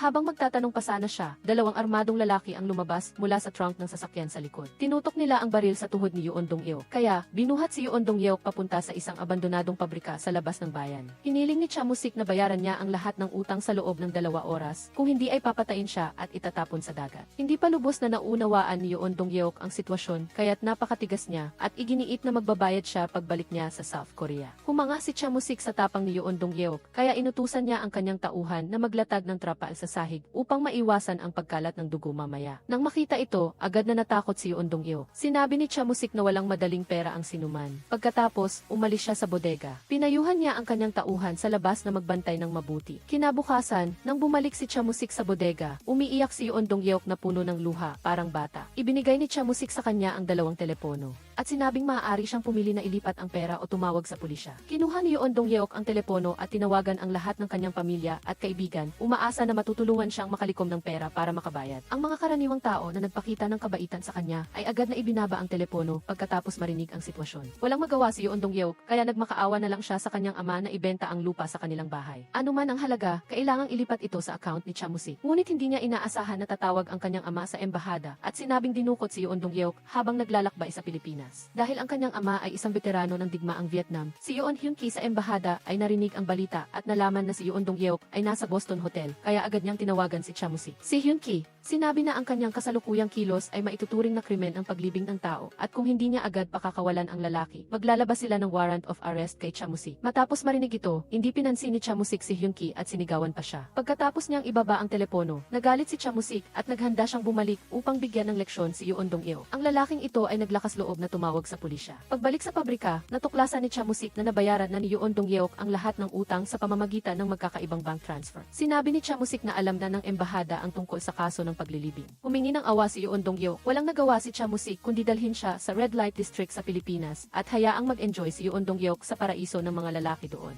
Sa ganitong paraan, naresolba ang kaso ng pagdukot. Sa kabilang banda, si Hyun Ki ay nakikipag-usap kay Choi Chil-gu. Sila ay nagsasalita ng masama tungkol kay Cha Musik. Si Choi Chil-gu, na matagal nang inaapi ni Cha Musik, ay galit na pinukpok ang lamesa at nagmamalaki sa lahat na si Cha Musik ay walang kwenta sa harap niya at kailangan lang yumukod. Sinabi pa niya na kung wala siya, ang kasino ay malulugi at magsasara. Nagbago ang eksena. Ang pag-unlad ng Boston Casino ay nagdulot ng malaking kita kina Cha Musik at Chairman Min sa maikling panahon. Naging kasino ito na malapit sa pinakamahal na hotel sa Pilipinas. Naghanda si Chairman Min na ibigay ang pamamahala ng bagong hotel kay Seo Taeseo. Inilahad ni Cha Musik ang kanyang kamay upang makipagkamay kay Seo Taeseo para batiin siya. Ngunit tinalikuran siya ni Seo Taeseo nang walang paggalang. Siyempre, napansin ito ni Cha Musik. Pagkatapos, tinanong ni Seo Taeseo si Jungpal kung hindi ba niya babatiin. Tumango lang si Jungpal. Galit na pinuntahan ni Seo Taeseo si Jungpal at binugbog siya. Nang makita ni Cha Musik ang sugat sa mukha ni Jungpal, tinanong niya kung si Seo Taeseo ba ang gumawa nito. Pagkatapos niyang makumpirma, agad na tinawag ni Cha Musik si Seo Taeseo sa opisina. Gusto niyang ipaunawa sa kanya ang kanyang lugar at sinabi pa, kung hindi ako ang nagpaalam kay Chairman Min na panatilihin ka, hindi ko alam kung saang sulok ka ng Pilipinas na mumulot ng basura ngayon. Hindi marunong magtanaw ng utang na loob si Seo Taeseo. Dahil sa kanyang pinanggalingan bilang gangster, hindi niya pinapansin si Cha Musik. Tumayo siya at sinimulang saktan sina Jungpal at Seung Hoon. Isang galaw lang ni Seung Hoon at nalock niya ang kamay ni Seo Taeseo sa lamesa. Nagbabala si Cha Musik, kung makikita pa kitang muli sa Pilipinas, sisiguraduhin kong tuluyan ka ng maglalaho. Napahiya si Seo Taeseo at galit na galit siyang umalis sa kasino. Sa construction team ng hotel, ang lahat ay masayang naglalaro ng bola. Ngunit sa sandaling ito, nakatanggap si Cha Musik ng tawag mula sa lokal na pulisya. Sinabi nila na ang South Korean Embassy ay humiling na arestuhin si Cha Musik. Kung siya ay lalaban, maaari pa siyang barilin agad. Kaya pala, nagtanim pa rin ng galit si Hyun Ki sa sinabi ni Cha Musik noong una, kaya binalak niyang takutin ito ng kaunti. Huwag na huwag mong susubukang hawakan ang buntot ng tigre. Naglabas si Cha Musik ng telepono at tinawagan si Hyun Ki. Sinabi niya ang tirahan ni Hyun Ki at ang paaralan ng kanyang anak na babae. Binigyan niya ito ng 72 oras, kung hindi ay pagsisisihan ito ang kanyang ginawa. Pagkatapos magsalita, ibinaba niya ang telepono. Kumunot ang noo ni Hyun Ki at tumayo siya, kinuha ang kanyang jacket at tumakbo pa uwi. Ngunit ang hindi inaasahan ng lahat ay nang gabing iyon, pumasok si Seo Taeseo sa villa ni Cha Musik na may dalang baril.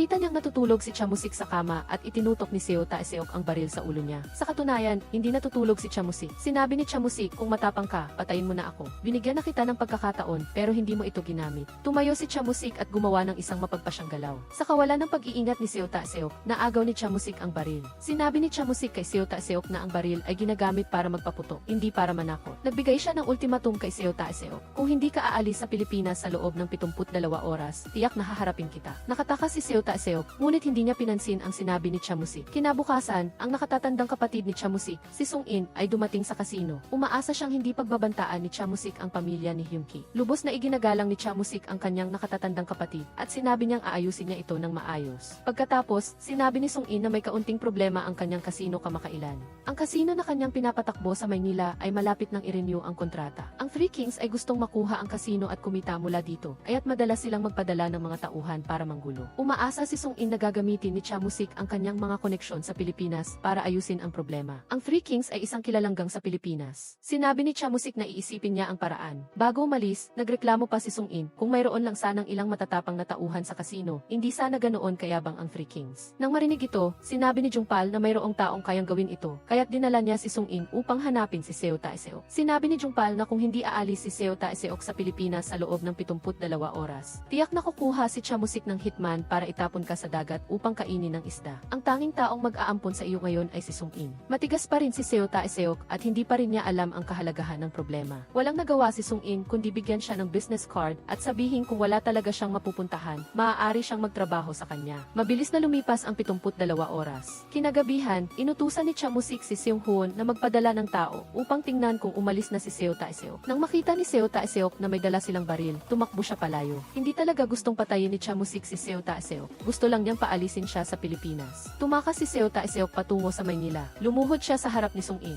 Umasa siyang makakakuha siya ng trabaho sa ilalim ni Sung In. Sa sandaling ito, dumating ang chairman sa bar. Nag-usap ang dalawa tungkol sa panalo nilang $200 milyon sa Boston Casino. Nang ilipat ang pera, tumakas ang empleyado ng casino dala ang pera. Ang investigasyon ng pulisya ay walang resulta at sa huli, nawala na parang bula ang 200 milyon. Sa harap ng chairman, walang nagawa si Sung In kundi tanggapin si Seo Taeseok. Ngunit sa isang iglap, nagulat si Seo Taeseok sa chairman. Sinabi niya na ang lahat ng ito ay maaaring binalak ni Chamusik. Si chairman ay matagal nang nag-aalinlangan kay Chamusik sa kanyang isipan. Upang mabawi ang $200 milyon, nakiusap ang chairman kay Seo Taeseok na bumalik sa Boston Casino upang maghanap ng ebidensya para sa kanya at nangako siyang magbabayad ng $100 milyon pagkatapos. Masayang sumang-ayon si Seo Taeseok kaya agad siyang bumalik sa Boston Casino. Kinuha niya ang lahat ng kanyang ipon, ngunit talagang malas siya. Sa huling round, inilagay niya ang lahat ng kanyang chips. Sa sandaling ito, binili ni Yang Jungpal ang mga chips at tumaya sa banker. Dahil sa ginawa ng dalawa, napabuntong hininga si Seo Taeseok na bukod sa masamang swerte niya, ginawa pa siyang gabay ng iba para tumaya. Hinamak niya at binuksan ang kanyang baraha. Ang 8 puntos ay hindi maliit na numero, tanging 9 puntos lang ang makakatalo sa kanya. Sa sandaling ito, turn naman ni Yang Jungpal na magbukas ng baraha. Kinuha niya ang baraha at dahan-dahang kinuskus ito. Ang resulta ay, sa katunayan, 9 na puntos. Para sa isang taong dumaan sa pagkalugi, hindi masama ang matalo, ngunit mas masakit na malaman na ginamit ka. Pinigil ni Seo Taeseok ang kanyang galit, ngunit nagkasalubong muli sila. Habang paalis na siya, ang lalaking si Yang Jungpal ay nakatayo sa harap niya. Pagkabukas ng pinto ng elevator, walang kamalay-malay siyang naglalaro sa kanyang telepono. Hindi na nakayanan ni Seo Taeseok. Direkta siyang kumilos. Itinulak ang mayabang na lalaki sa loob ng elevator. Sa sandaling ito, sumabog ang lahat ng galit. Naglaban ang dalawa sa loob ng elevator. Tiniklop ng galit ang paningin ni Seo Taeseok. Nang matapos siyang makipag-away kay Yang Jungpal, bumukas ang pinto ng elevator. Sa sandaling ito, ang mga kasamahan ni Yang Jungpal mula sa Three Kings ay naghihintay sa labas ng elevator upang tulungan siya. Nag-away ang grupo sa loob ng elevator. Kaya, ang elevator ay umakyat mula sa unang palapag patungo sa ikatlong palapag. Si Chamusik, na nasa labas, ay nakatanggap ng balita na may kaguluhan sa kasino. Agad siyang bumalik. Pagdating niya, nakita niya si Seo Taeseok. Galit na galit siya. Si Seo Taeseok ay parang nabaliw at hindi nakinig sa payo ng sinuman. Tinulak din ng mayabang na lalaki si Chamusik sa sulok at nagpatuloy sa pagpapaputok. Ang magkabilang panig ay nasa isang deadlock. Mabilis na kumilos ang lokal na pulisya. Sa dami ng armadong pulis, nakontrol agad ang sitwasyon. Mabilis na nahuli ng pulisya si Seo Taeseok na nagtatago sa likod ng bar. Alam ng mga taong nakakakilala kay Chamusik na hindi niya ito basta-basta palalampasin. Sa sandaling akala ni Seo Taeseok na dadalhin na siya sa kulungan, nakatanggap ng tawag si Mark mula sa hepe ng pulisya. Bago pa man makareact si Seung Hoon na nasa tabi niya, biglang lumiko ang sasakyan. Hindi nagtagal, dumating ang sasakyan sa isang abandonadong landfill. At ang mga taong naghihintay doon ay si Chamusik, na siya ring tumawag sa hepe ng pulisya. Kumuha si Chamusik ng isang bag ng pera at ibinigay kay Mark. Tinanggap ito ni Mark nang walang pag-aalinlangan. Ang kilos na ito ay nagdulot ng matinding pagkadismaya kay Seung Hoon. Malakas niyang pinuna si Chamusik sa pagiging mapagsamantala at sa pagtatangkang suhulan ang pulisya. Sinabihan siya ni Chamusik na alamin muna ang sitwasyon bago magsalita. Ito ay Pilipinas. Kung gusto mong ituloy ang kaso laban sa akin, tanungin mo muna ang presidente ng Pilipinas kung papayag siya. Dahil sa kapangyarihan ni Chamusik, nagawa lang ni Seung Hoon na babalaan si Chamusik na huwag maging masyadong sobra at pagkatapos ay umalis na siya sa pinangyarihan. Si Seo Taeseok, na iniwan ng lahat, ay tuluyang nataranta. Itinuro ni Chamusik ang isang bariles ng sulfuric acid sa tabi niya. Ang usok na acid ay magpapawala sa kanya sa mundo ng walang anumang bakas. Sa harap ng pagmamakaawa ni Seo Taeseok, nagbago ang isip ni Chamusik at inutusan niya ang kanyang mga tauhan na hayaan na si Seo Taeseok matapos ang pagpapahirap. Para sa isang taong tulad ni Seo Taeseok, kayang gumamit si Chamusik ng iba't ibang paraan para pahirapan siya. Ngunit para sa isang opisyal ng embahada tulad ni Hyun Ki, kinailangan ni Chamusik na humingi ng taos pusong paumanhin. Gayunpaman, hindi ito pinahalagahan ni Hyun Ki at nagpakita pa siya ng kaunting kaunting kayabangan. Akala niya ay natakot talaga si Chamusik at patuloy siyang pinagmumura. Hindi na nakapagpigil si Chamusik at sinagot niya, kung gusto ko, maaari kong malaman ang anumang bagay. Pagkatapos, sinabi niya kay Hyunki na siya ay wanted dahil sa kaso ng usuri. Ganyan talaga ang personalidad ni Chamusik. Isang hakbang ka sa akin, isang milya ako sa iyo. Ngayon, hayun, ang mga alitan sa pagitan ng dalawa ay hindi pa naaayos. Sa sandaling ito, nagpadala rin ang chairman mula sa South Korea ng mga tao upang imbestigahan si Chamusik. Hiniling niya sa Philippine mafia boss na umupa ng isang grupo ng mga hitman para sa kanya. Kaya, nang gabing iyon, gumawa ang mafia boss ng isang dahilan para makipagkita kay Chamusik. Walang kamalay-malay si Chamusik na nag-iisa siyang pumunta sa tagpuan. Ngunit pagpasok pa lang niya sa restaurant, napaligiran na siya ng isang grupo ng mga armadong tao. Hiniling nila kay Chamusik na ibigay ang $200 milyon ng chairman. Binalaan pa nila si Chamusik na kung hindi niya ibibigay ang pera, kukunin nila ang bawat daliri ni Chamusik. Naintindihan ni Chamusik na kapag ang balita tungkol sa paglustay ng chip ng customer ay kumalat, maaari siyang hindi na makahanap ng lugar sa industriya ng sugal sa Pilipinas. Sa harap ng pagpapahirap ng mga taong ito, gustong makipag-usap ni Chamusik sa kanila. Umaasa siyang masusuhulan ang mga taong ito sa mas mataas na presyo. Ngunit ang kabilang panig ay hindi nagpapalit ng isip. Determinasyon nilang tapusin si Chamusik at gusto pa nilang i-record ang buong proseso ng pagpapawala kay Chamusik. Habang naghahanda na sila, biglang may kumatok sa pinto. Lumabas ang pinuno upang tingnan at nakita niya si Seo Taeseok na nakatayo sa labas ng pinto. Gusto ni Seo Taeseok na dalhin si Chamusik ng buo. Sinabi niya sa mga hitman na ito ay teritoryo ni Chamusik. Dito sa Pilipinas, kahit ako ay hindi nangangahas na huminga sa ilalim ng parehong langit kasama niya. Kung sakaling may makakita sa inyong galawin si Chamusik, tiyak na hindi na kayo makakabalik ng buhay sa chairman. Huwag na nating pag-usapan ang gantimpala na ipinangako niya. Bakit pa kailangan mong ipusta ang iyong buhay para dito? Habang may pag-asa pa, umalis na kayo rito. Hiniling ni Seo Taeseok na ibigay sa kanya si Chamusik. Akala ni Chamusik ay dumating si Seo Taeseok para tulungan siya. Ngunit hindi niya inaasahan na minaneho ni Seo Taeseok ang kotse sa tabi ng isang ilog. Pagkatapos ay nagpaalam sa kanya. Pagkatapos magsalita, tinulak niya si Chamusik pabalik sa trunk ng sasakyan. Pagkatapos, sumakay siya sa kotse, pinindot ang accelerator, isinara ang bintana, bumaba at umalis. Pumunta sa likod ng sasakyan at malakas na itinulak. Tiningnan niya ang sasakyan na dahan-dahang lumubog. Sa wakas, nailabas na ni Seo Taeseok ang kanyang galit. Ngunit pagkaalis ni Seo Taeseok, agad na dumating ang mga kasamahan niya mula sa Three Kings. Tumalon sila sa tubig at iniligtas si Chamusik. Kaya pala, pagkatapos ng laban ni Seo Taeseok at ng Three Kings, sinusubaybayan na nila si Seo Taeseok at nagpaplano silang maghiganti. Hindi nila inaasahan na makikita nila ang ganitong sitwasyon. Nakaligtas si Chamusik mula sa kamatayan at hindi na siya nagpakita pa ng habag. Inutusan niya ang mga tauhan mula sa Three Kings na maghagis ng mga makamandag na ahas sa hotel ni Seo Taeseok. Nagising si Seo Taeseok mula sa kanyang tulog at naramdaman niyang may mali. Binuksan niya ang ilaw at nakita ang isang makamandag na ahas na agad na kumagat sa kanyang binti. Nagpapanik na kumawala si Seo Taeseok, ngunit napalibutan siya ng mga makamandag na ahas sa ilalim ng kama. Ang mga siksik na makamandag na ahas na ito ay nagpatanggal sa lahat ng kanyang pag-asa. Pagkatapos ayusin si Seo Taeseok, hinanap niya ang mga hitman na nagnakaw kay Chamusik kagabi. Sa sandaling ito, pagkatapos ayusin ng mga taong ito ang mga bagay, si Chamusik ay naglalakad sa kalye kasama ang isang grupo ng mga tauhan. Sa sandaling ito, isang babaeng walang suot na underwear ang kusa na lumapit sa kanya. Mahigpit na niyakap ng pinuno ang babae at nagsimulang gumastos ng pera. Sumunod sa likod ang mga tauhan. Sa gabing ito, kailangan nilang mag-enjoy. Humiga ang pinuno sa sofa. Ipinakilala ng babae ang palabas sa entablado. Ngunit sa sandaling ito, tumawag si Chamusik. Noong akala nila ay patay na si Chamusik, bigla itong bumaba mula sa ikalawang palapag. Isang grupo ng mersenaryo ang naglabas ng 6 na baril at ginawang hostage ang mafia boss. Ang mga tigring akala nila ay mamamatay na sila ngayon ay sinubukan lang alamin ni Chamusik ang kanilang pagkakakilanlan at simpleng binantaan lang sila. Umaasa siyang ipaparating ng mga ito sa kanilang boss na huwag silang magsisimula ng gulo sa teritoryo ni Chamusik. Ang $200 milyon na ito ay magsisilbing aral. Pagkatapos, pinakawalan sila ni Chamusik dahil sa kanyang kabaitan. Kinabukasan, dumalo si Chamusik sa isang napakahalagang party, ang kaarawan ng apo ni Daniel. Siya ang may kapangyarihang magpasya kung sino ang magiging presidente. Kahit ang alkalde na nakaupo sa tapat niya ay kailangan yumuko at makipagtulungan. Si Chamusik ay isang maliit na tao lamang sa harap ni Daniel. Masayang-masaya si Daniel ngayon at agad na binigyan si Chamusik ng isang malaking regalo. Ipadala siya upang mangolekta ng bayad mula sa mga lugar ng pagmimina ng buhangin sa lugar ng Louvre. Tungkol sa madali at kumikitang magandang bagay na ito, magalang na tumanggi si Chamusik. Nang tumanggi si Chamusik, naisamantalahin ng alkalde ang sitwasyon, ngunit tiningnan lang siya ni Daniel nang hindi nagsasalita. Ang alkalde ay parang isang batang nagkamali at nanahimik na lang. Iminungkahi ni Chamusik na si John na lang ang gumawa nito. Nagulat si Daniel sa alok ni Chamusik. Bakit may taong tatanggi sa ganitong kabuting bagay? Pagkatapos ng hapunan, inihatid ni John si Chamusik pabalik sa hotel. Bago umalis, pinasalamatan ni John si Chamusik. Palagi niyang ginagawa ang maruruming trabaho para kay Daniel at hindi niya kailanman naglakas loob na humingi ng pera kay Daniel para sa kanyang negosyo, kaya't lubos siyang nagpapasalamat sa pagkilala ni Chamusik. Ngunit ang hindi nila alam ay ang eksenang ito ay nakuna ni Sang-u. Alam ni Sang-u na si John ang driver na nagdala ng $200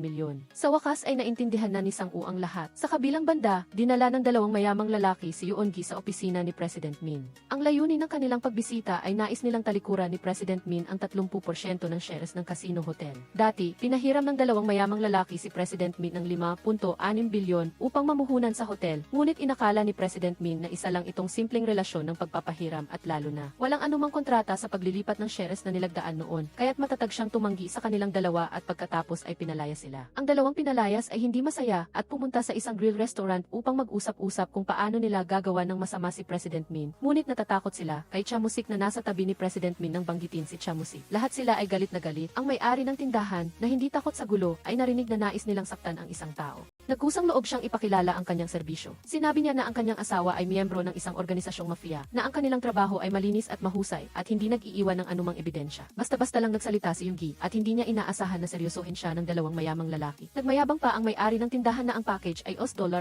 milyon, ngunit sa katunayan, ang bagay na ito ay nagkakahalaga lang ng $10 at lihim siyang kumuha ng pera sa gitna. Nangako pa ang dalawang mayamang lalaki na bibigyan nila si Yoon-gi ng 0% ng shares kapag natapos na ang bagay na ito at pagkatapos ay hahayaan ang may-ari ng tindahan na magbukas ng isang club sa isang sulok ng kasino. Kaya, tatlo silang bumuo ng isang alyansa. Pagkatapos ng ilang araw, ang may-ari ng tindahan ay talagang nakatanggap ng $10 na remittance. Dinala ng kanyang asawa ang pera sa opisina ng alkalde. Sa katunayan, ang kanyang asawa ay hindi miyembro ng mafia, kundi isa lamang na tauhan ng alkalde. Ang alkalde ang nag-utos sa bagay na ito. Ngunit ang taong nais nilang saksakin ay hindi si Chamusik kundi si President Min. Para kay Chamusik, mayroon silang mas masamang plano. Nang araw na iyon, ang adik sa sugal na si Yongpal ay biglang inatake ng kanyang adiksyon at natalo ng $50 milyon sa kasino ng Three Kings. Gusto lang sana niyang mabawi ang kanyang puhunan, ngunit hindi niya inaasahan na mas masama pa ang kanyang mga baraha sa susunod na round. Nang makuha ng dealer ang huling tumpok ng chips na hiniram niya, dumating na rin si Chamusik sa kasino ng Three Kings at nakita ang kawawa-awang hitsura ni Yongpal. Sinulyapan ni Yang Jungpal si Chamusik at pagkatapos ay tahimik na tumayo at umalis sa kasino nang hindi lumingon. Nalaman ni Chamusik mula sa manager na natalo si Yang Jungpal ng isa pang $50 milyon. Tumingin si Chamusik sa miyembro ng Three Kings sa harap niya at naunawaan na baka may masamang nangyari kay Yang Jungpal. Hindi sumuko si Yang Jungpal at bumalik sa kasino ng Bontan, kinuha ang kanyang credit chip. Nagmadaling bumalik si Chamusik sa kasino at sinabing ibigay ang lahat ng kanyang $30 milyon na chip sa kasino kay Yang Jungpal. Kahit matalo pa niya ang lahat, pabayaan na lang siya. Pagkatapos noon, nawala na ang lahat ni Yang Jungpal. Umupo si Yang Jungpal sa gilid ng daan, nalulungkot sa kanyang malaking utang. Tiningnan ni Chamusik si Yang Jungpal na may malaking utang sa sugal. Sa gitna ng galit, ibinalik niya siya sa South Korea. Ito lang ang tanging paraan na naisip ni Chamusik upang protektahan si Yang Jungpal. Kung hindi, kapag nalaman ng mga tao ng Three Kings, hindi na siya makakaalis. Ngunit hindi na nakatiis si Sang-u at pinuntahan si Chamusik upang sabihin ang dahilan ng pagsusugal ni Yang Jungpal. Lumabas na si Yang Jungpal ay palihim na nakikipagnegosyo sa Three Kings at nawalan ng maraming pera. Upang mabayaran ang pera, wala siyang ibang pagpipilian kundi ang magsugal. Bumalik si Yang Jungpal sa South Korea at tanging ang pagtulong sa nanay niya sa cashier ng restaurant ang magagawa niya. Mula sa pagiging casino manager, naging isang maliit na tindero na lang siya sa isang restaurant. Hindi makayanan ni Yang Jungpal ang nakababagot at boring na buhay na ito. Umiyak siya habang tinawagan si Chamusik. Humingi siya ng tulong sa pagkakataong ito. Ang iba ay madaling pag-usapan, ang mahalaga ay kung igagalang siya ng mga tao sa Three Kings. Hindi rin sigurado si Chamusik kaya pumunta siya upang makipag-usap sa mga miyembro ng Three Kings. Una, kinausap niya ang kalbo na lalaki sa isang tabi. Sinabi niya na parang kapatid niya si Yang Jungpal at hiniling na huwag na nilang guluhin si Yang Jungpal. Sabi ng kalbo, hindi mahalaga ang sinasabi niya at ang amo ang dapat magpasya. Sa pamamagitan ng pagpapakilala ng kalbo, nakilala ni Chamusik ang kanilang boss. Sinabi ni Chamusik na babayaran niya ang lahat ng utang na ito, ngunit kailangan nilang alisin ang mataas na interes. Ang boss ng Three Kings ay pinipilit at nais tumanggi. Ngunit dahil sa pagsuporta ni Daniel kay Chamusik, kahit na hindi patas ang kondisyon, wala siyang magagawa kundi tanggapin ito. Hiniling ng boss ng Three Kings kay Yang Jungpal na bayaran ang utang na $40 milyon sa loob ng 4 na buwan, na may bayad na $10 bawat buwan. Sumang-ayon si Chamusik. Sa huli, idiniin pa niya na, kapatid ko siya. Kinabukasan, bumalik si Yang Jungpal sa Pilipinas. Ngunit si Yang Jungpal ay nagpakita ng walang hiya na pag-ugali at nagtanong kung tutulungan ba siya ni Chamusik na bayaran ang utang. Nakita ni Chamusik si Yang Jungpal na nakangiti pa at nagalit siya. Tila, kung hindi siya matututo ngayon, mas matindi pa ang kanyang pagbagsak sa hinaharap. Sinabi ni Chamusik kay Yang Jungpal, kung hindi ka makahiram ng $10 para bayaran ito, tumalon ka na lang mula sa meter na mataas na tulay na ito. Pagkatapos noon, hindi na magiging buo ang iyong katawan at ang utang sa Three Kings ay buburahin na. Nang marinig ito ni Yang Jungpal, natakot siya. Nagmadali siyang nagsabi na mayroon siyang paraan. Maaari siyang maghanap kay Chayaong para humiram ng pera muna. Kahit pinagalitan, tinawagan pa rin ni Yang Jungpal si Chayaong. Umaasa siyang makakahiram siya ng isa pang $1,000,000,000 para sa kanyang karera at nanumpa siya na kapag kumita na siya ng pera, ibabalik niya ito ng doble. Nawalan na ng tiwala si Chayaong at tumangging tumulong. Ngunit kung papayag si Chamusik na maging gwarantor, handa siyang tumulong. Binaba ni Yang Jungpal ang telepono at bumalik para kausapin si Chamusik. Kung papayag kang maging gwarantor para sa akin, makakahiram ako ng pera. Galit na sinaway ni Chamusik si Yang Jungpal. Ano ang pinagkaiba nito sa pagpapahiram ko sa iyo ng pera? Nahiya si Yang Jungpal at hindi makatingin sa kanya. Lubos siyang nawala ng pag-asa at dahan-dahang lumakad patungo sa overpass. Sabi niya, sana ang kanyang pagkamatay ay makapagbigay ng kaunting ginhawa kay Chamusik. Ngunit hindi pinansin ni Chamusik ang kanyang drama at umalis sa lugar. Iniwan si Yang Jungpal na mag-isa sa hangin na puno ng pagsisisi. Ngunit sa huli, palihim pa rin siyang tumawag kay Chayaong at sinabing papayag siyang maging gwarantor para kay Yang Jungpal. Umaasa siyang magagamit niya ang pagkakataong ito upang matulungan si Yang Jungpal.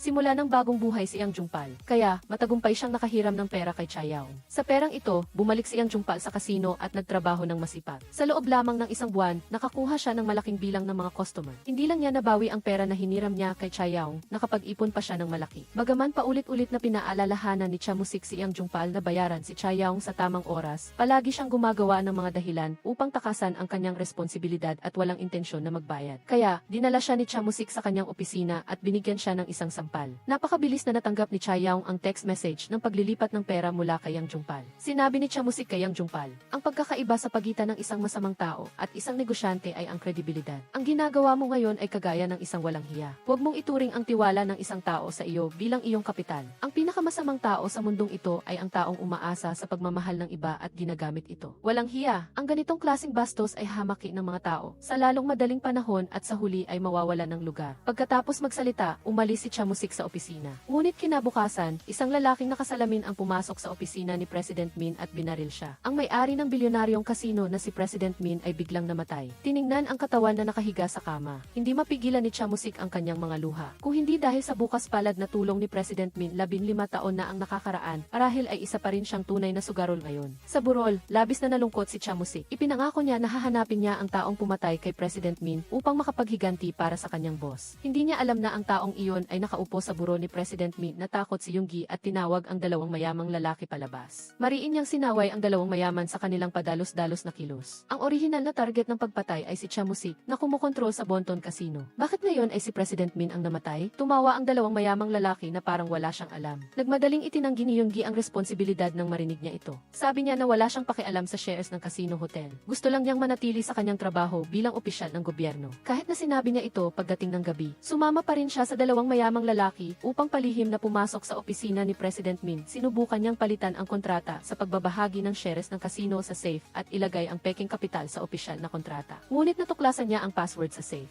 Habang hindi nila alam kung ano ang gagawin, isang babaeng empleyado ang pumasok. Agad na nagtago ang dalawa. Lumabas na ang babaeng empleyado ay inutusan ni Chamusik na kunin ang impormasyon ng kontrata mula sa safe. Sa sandaling iyon, biglang may naisip ang dalawang mayamang lalaki. Palihim nilang ipinasok ang peking kontrata sa kapital. Pagkatapos nilang makumpleto ang plano, sinisi nila si Chamusik sa pagpatay kay President Min. Nagpunta si Yoongi sa Philippine National Bureau of Investigation at nagbigay ng isang bahagi ng ulat. Ipinakita sa dokumento na si Chamusik ang tunay na gumawa ng krimen. Bukod pa rito, gumawa pa siya ng isang petisyon ng mga Koreano na naninirahan sa ibang bansa na tumututol kay Chamusik. Inilarawan sa nilalaman na si Chamusik ay isang ekstremistang terorista at palagi siyang pinoprotektahan ng gobyerno, isang masamang kriminal. Samantala, nakipagkita rin ang dalawang mayamang lalaki kay Chamusik. Naglabas siya ng kopya ng sertipiko ng shares na inisyu bago mamatay si President Min. Sabi niya na hawak niya ang 40% ng shares ng Kalis Casino at ngayon ay humihingi na siyang pamahalaan ang casino bilang pinakamalaking shareholder. Ngunit, ang sekretarya ni President Min ay agad na napansin ang petsa ng sertipiko. Sabi niya na peke ang sertipiko ng dalawang mayamang lalaki. Ang petsa ng paglagda sa dokumento ay nang sumailalim si President Min sa appendectomy sa ospital at wala siyang oras para pumirma ng kontrata. Pagkatapos niyang magsalita, nakatanggap si Chamusik ng tawag mula sa hepe ng pulis. Sabi niya na naglabas na ang National Bureau of Investigation ng arrest warrant laban kay Chamusik. Inaakusahan siya ng pagbaril kay President Min, kasabay nito, malawakang iniulat ito ng Philippine media.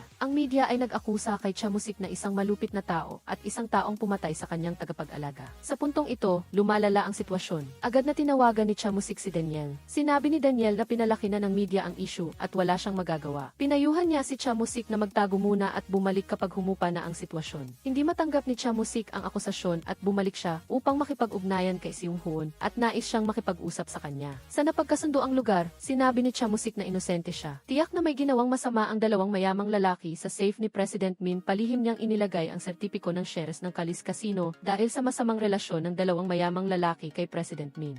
Baka dahil sa alitan sa interes sa kasino, kaya nangyari ang bagay na ito. Ngayon, gusto nilang ibunton sa akin ang lahat ng kasalanan. Bukod pa rito, magkasabot pa si Yung mula sa konsulado at ang dalawang mayamang lalaki. Nagtulungan silang dalawa upang saktan ako. Habang sinusuri ni Seung-hoon ang katotohanan sa mga salita ni Chamusik, kinugkob na ng National Bureau of Investigation ang simbahan. Mabilis nilang kinontrol ang mga taong responsable sa seguridad. Nang nasaksihan ito ng hepe ng pulis, mabilis niya itong ipinagbigay alam kay Chamusik. Nalaman ni Chamusik na pinagtaksilan siya at nagmadaling tumakas mula sa simbahan. Nang dumating ang mga pulis mula sa Investigative Bureau sa pinangyarihan, nawala na si Chamusik. Laking galit ng kapitan sa kawalan ng aksyon ni Seung-hoon. Maliwanag na hindi pinagtaksilan ni Seung-hoon si Chamusik. Nagtipon-tipon muli ang tatlong taong nabigo ang plano. Nag-isip sila ng bagong plano upang mailabas si Chamusik at mahuli. Nag-isip sila ng isa pang masamang plano. Naghanap sila ng isang artista na nagngangalang Dennis at nagpanggap itong isang mamumuhunan sa kasino. Alam ni Chamusik na si Dennis ay matalik na kaibigan ni Daniel. Sinabi ni Dennis na balak ng Supreme Leader ng North Korea na si Kim Jong-un na magtayo ng kasino sa Pyongyang para lamang sa mga dayuhan.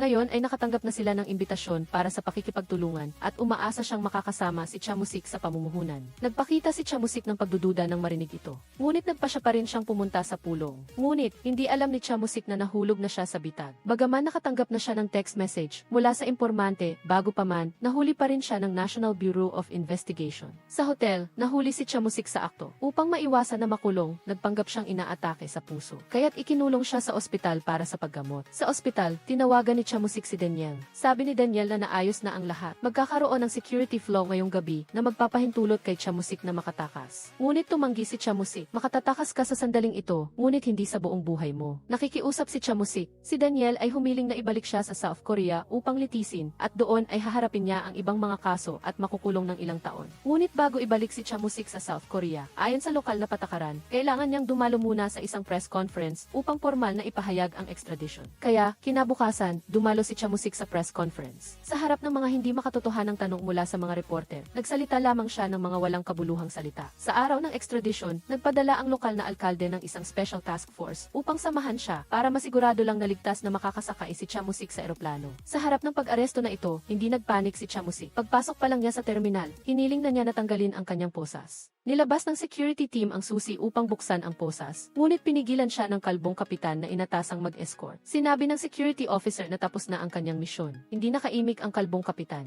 Itinulak ng security officer ang kalbong kapitan at tinanggal ang posas ni Chamusik. Pagkatapos, mayabang na umupo si Chamusik sa sofa at nagsimulang magtanong tungkol sa plano ng pag-uwi na binuo ng gobyerno ng South Korea. Nang marinig niya na economy class ang tiket, nahiya si Chamusik. Ito ang unang beses niyang umuwi ng may karangalan pagkatapos ng 15 taon at dapat ay first class man lang. Naglabas siya ng isang tumpok ng pera at in-upgrade ang tiket ng lahat sa first class. Pagkatapos, tinawag niya ang security captain at sinabihan itong bumili ng 100 tasa ng kape at 100 lunch boxes para ihanda ang tanghalian ng lahat ng security guys na nagpoprotekta sa kanya. Pagkatapos magsalita, tumayo si Chamusik at naghanda na maligo sa sauna sa paliparan at iniwan ang mga nagtatakang pulis. Nang sinasamahan na si Chamusik pabalik sa South Korea, hindi niya inaasahan na naghihintay na ang mga Korean reporter doon. Sa puntong ito, ang kaso ni Chamusik ay gumawa ng malaking ingay sa buong South Korea. Sa kabutihang palad, ang dumating upang sunduin si Chamusik ay ang kanyang kaibigan noong bata pa siya, si Dong Hayon. Siya ang kapitan ng pulisya at ang taong responsable sa investigasyon ng kaso ni Chamusik. Dinala ni Dong Hayon si Chamusik sa isang pub upang kumain ng pork intestine soup na matagal na niyang hinahanap. Parehong nagbuntong hininga ang dalawa nang maalala ang nakaraan. Sa sandaling ito, humiling si Chamusik ng pabor kay Dong Hayon. Ayon sa proseso, dinala si Chamusik sa isang courtroom para sa pagsubaybay. Ngunit sa loob ay naganap ang isang dramatikong eksena. Lahat ng mga bilanggo dito ay brutal at masama, ngunit hindi inaasahan na nang marinig nilang darating si Chamusik, lahat sila sila ay yumuko at nagbigay pugay. Dati pa man, kumalat na ang pangalan ni Chamusik sa buong bilangguan. Sa lalong madaling panahon, nakakuha si Dong Hayon ng mahalagang impormasyon. Batay sa paglalarawan ni Chamusik sa suspect, natuklasan ni Dong Hayon na ang may-ari ng grill restaurant ay nakatanggap ng 2 transfer na tig-US dollars 10,000,000 pagkatapos mapatay si President Min. Ang naglipat ng pera ay ang 2 mayamang lalaki. Naalala ni Chamusik ang pagpeke ng 2 mayamang lalaki sa kontrata ng shares at agad niyang kinumpirma na ang gumawa ng masama kay President Min ay tiyak na ang 2 mayamang lalaki. Ibinigay ni Chamusik ang mga ebidensyang natuklasan niya sa Korean prosecutor. Nagtataka ang chief prosecutor kung bakit hindi ito ibinigay ni Chamusik sa Philippine Police. Sinabi ni Chamusik na ang mga mayayamang lalaki ay sinusuportahan ni Hyun Ki ng konsulado at nakipagsabuatan sila sa pulisya upang sirain ang kaso. Wala siyang magawa kundi bumalik sa South Korea upang maiwasan ang panganib. Sa lalong madaling panahon, dumating ang araw ng paglilitis. Narinig ng prosekusyon ang ebidensya mula sa lahat ng panig at mabilis na inalis ang kaso ng pagpatay laban kay Chamusik. Ngunit dahil sa marahas na pag-atake ni Chamusik 14 na taon na ang nakakaraan na lumabag sa mga pamantayan ng lipunan, sa huli ay hinatulan pa rin si Chamusik ng 1 taon sa bilangguan. Ngunit ang sentensya ay maaaring ipagpaliban ng 1 taon. Kaya, pinalaya pa rin si Chamusik. Nagpanik ng husto ang 2 mayamang lalaki nang marinig nila ang balitang ito. Sa sandaling bumalik si Chamusik sa Pilipinas, mabibigo ang kanilang plano na makuha ang shares ng Kalis Casino. Dumating si Yunggin ang huli at sinabi sa kanila na huwag matakot dahil inilagay na niya si Chamusik sa listahan ng mga pinagbabawalang pumasok sa Pilipinas. Hindi nila alam na si Chamusik ay nakakuha na ng kalayaan at nagsimula na ang kanyang plano ng paghihiganti. Una, ang Philippine Police. Natagpuan ng pulisya ng Pilipinas ang gunman na pumatay kay President Min kahit na ang gunman na iyon ay nagpanggap lang para sa kaso ni Chamusik. Pagkatapos na malinis ang kanyang pangalan, patuloy pa rin siyang inatake ng Philippine media. Sa huli, kailangang si Godfather Daniel ang umaksyon upang ayusin ang problema. Upang patahimikin ang media, kinailangan ni Chamusik na gumastos ng malaking halaga ng pera para sa suhol. May 17 pahayagan siyang pinadalhan ni Yang Jungpal sa safe sa basement warehouse. Binuksan ni Yang Jungpal ang safe at nakita na puno ito ng cash at ginto. Kumuha si Yang Jungpal ng US dollars 10,000,000 para suhulan ang media bilang pondo para sa public relations, kapalit ng kanilang hindi pag-ulat tungkol sa pangyayari.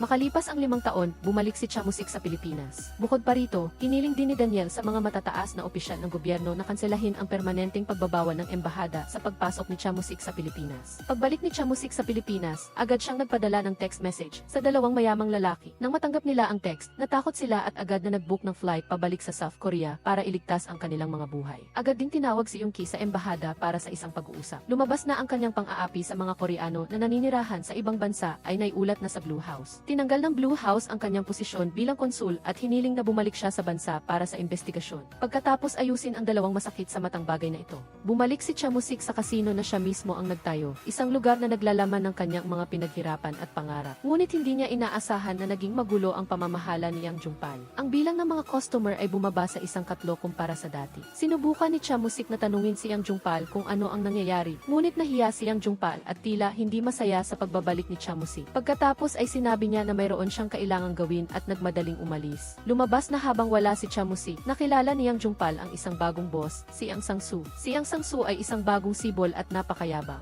Nang marinig ni Yang Sang-soo mula kay Yang Jungpal na bumalik na si Chamusik, nais niya itong makipag-usap. Agad na tinawagan ni Yang Sang-soo si Chamusik. Nang marinig ni Chamusik na may gustong kumausap sa kanya, agad siyang pumunta sa napagkasundoang lugar. Ngunit sinabi sa kanya ng waiter na umalis na si Yang Sang-soo. Naramdaman ni Chamusik na niloloko siya, kaya nagmadali siyang maghanap sa malapit. Di nagtagal, natagpuan niya si Yang Sang-soo sa isang sulok ng restaurant. Pagkatapos ay umupo si Chamusik at kumuha ng baril mula sa bulsa niya at itinago sa ilalim ng napkin. Ang aksyon na ito ay ikinabahala ni Yang Sang-soo na nagmadaling umiti para mawala ang tensyon. Pagkatapos, nagsinungaling siya na marami siyang nainom kagabi, kaya siya nakapagsalita ng mga kalokohan. Sa sandaling ito, lumapit ang tauhan ni Yang Sang-soo. Ngunit si Chamusik na may malawak na karanasan ay hindi naloko sa panloloko na ito. Sabi niya, nang magsimula ako sa lipunan, nakabutas pa ang mga pantalon ninyo. Ang mga matatanda ay nag-uusap, huwag kayong makialam. Si Yang Sang-soo ay isang matalinong tao, kaya pinalayas na lang niya ang kanyang mga tauhan. Pinatawad ni Chamusik si Yang Sang-soo sa kanyang unang pagkakamali at binigyan lang siya ng simpleng payo bago siya pinakawalan. Pagkatapos na maresolba ang gulo upang buhayin ang Bonton Casino, pinatawag ni Chamusik si Sang-woo at sinabi sa kanya na tawagin ang lahat ng casino managers. Sinabi niya sa kanila na sabihin ang kanilang mga problema ng malaya. Sinabi ng supervisor ng mga manager na iba ang pakikitungo ni Yang Jungpal sa lahat at nagmamalasakit lang sa sarili niyang interes. Sa ilalim ng kanyang pamamahala, natural na bumaba ng husto ang negosyo ng kasino at hindi sila mabubuhay sa komisyon. Kaya, nais ng mga manager na samantalahin ang pagkakataon na bata pa sila upang lumipat sa ibang kasino para kumita ng mas maraming pera. Nang marinig ito ni Chamusik, itinaas niya ang komisyon sa 1.8%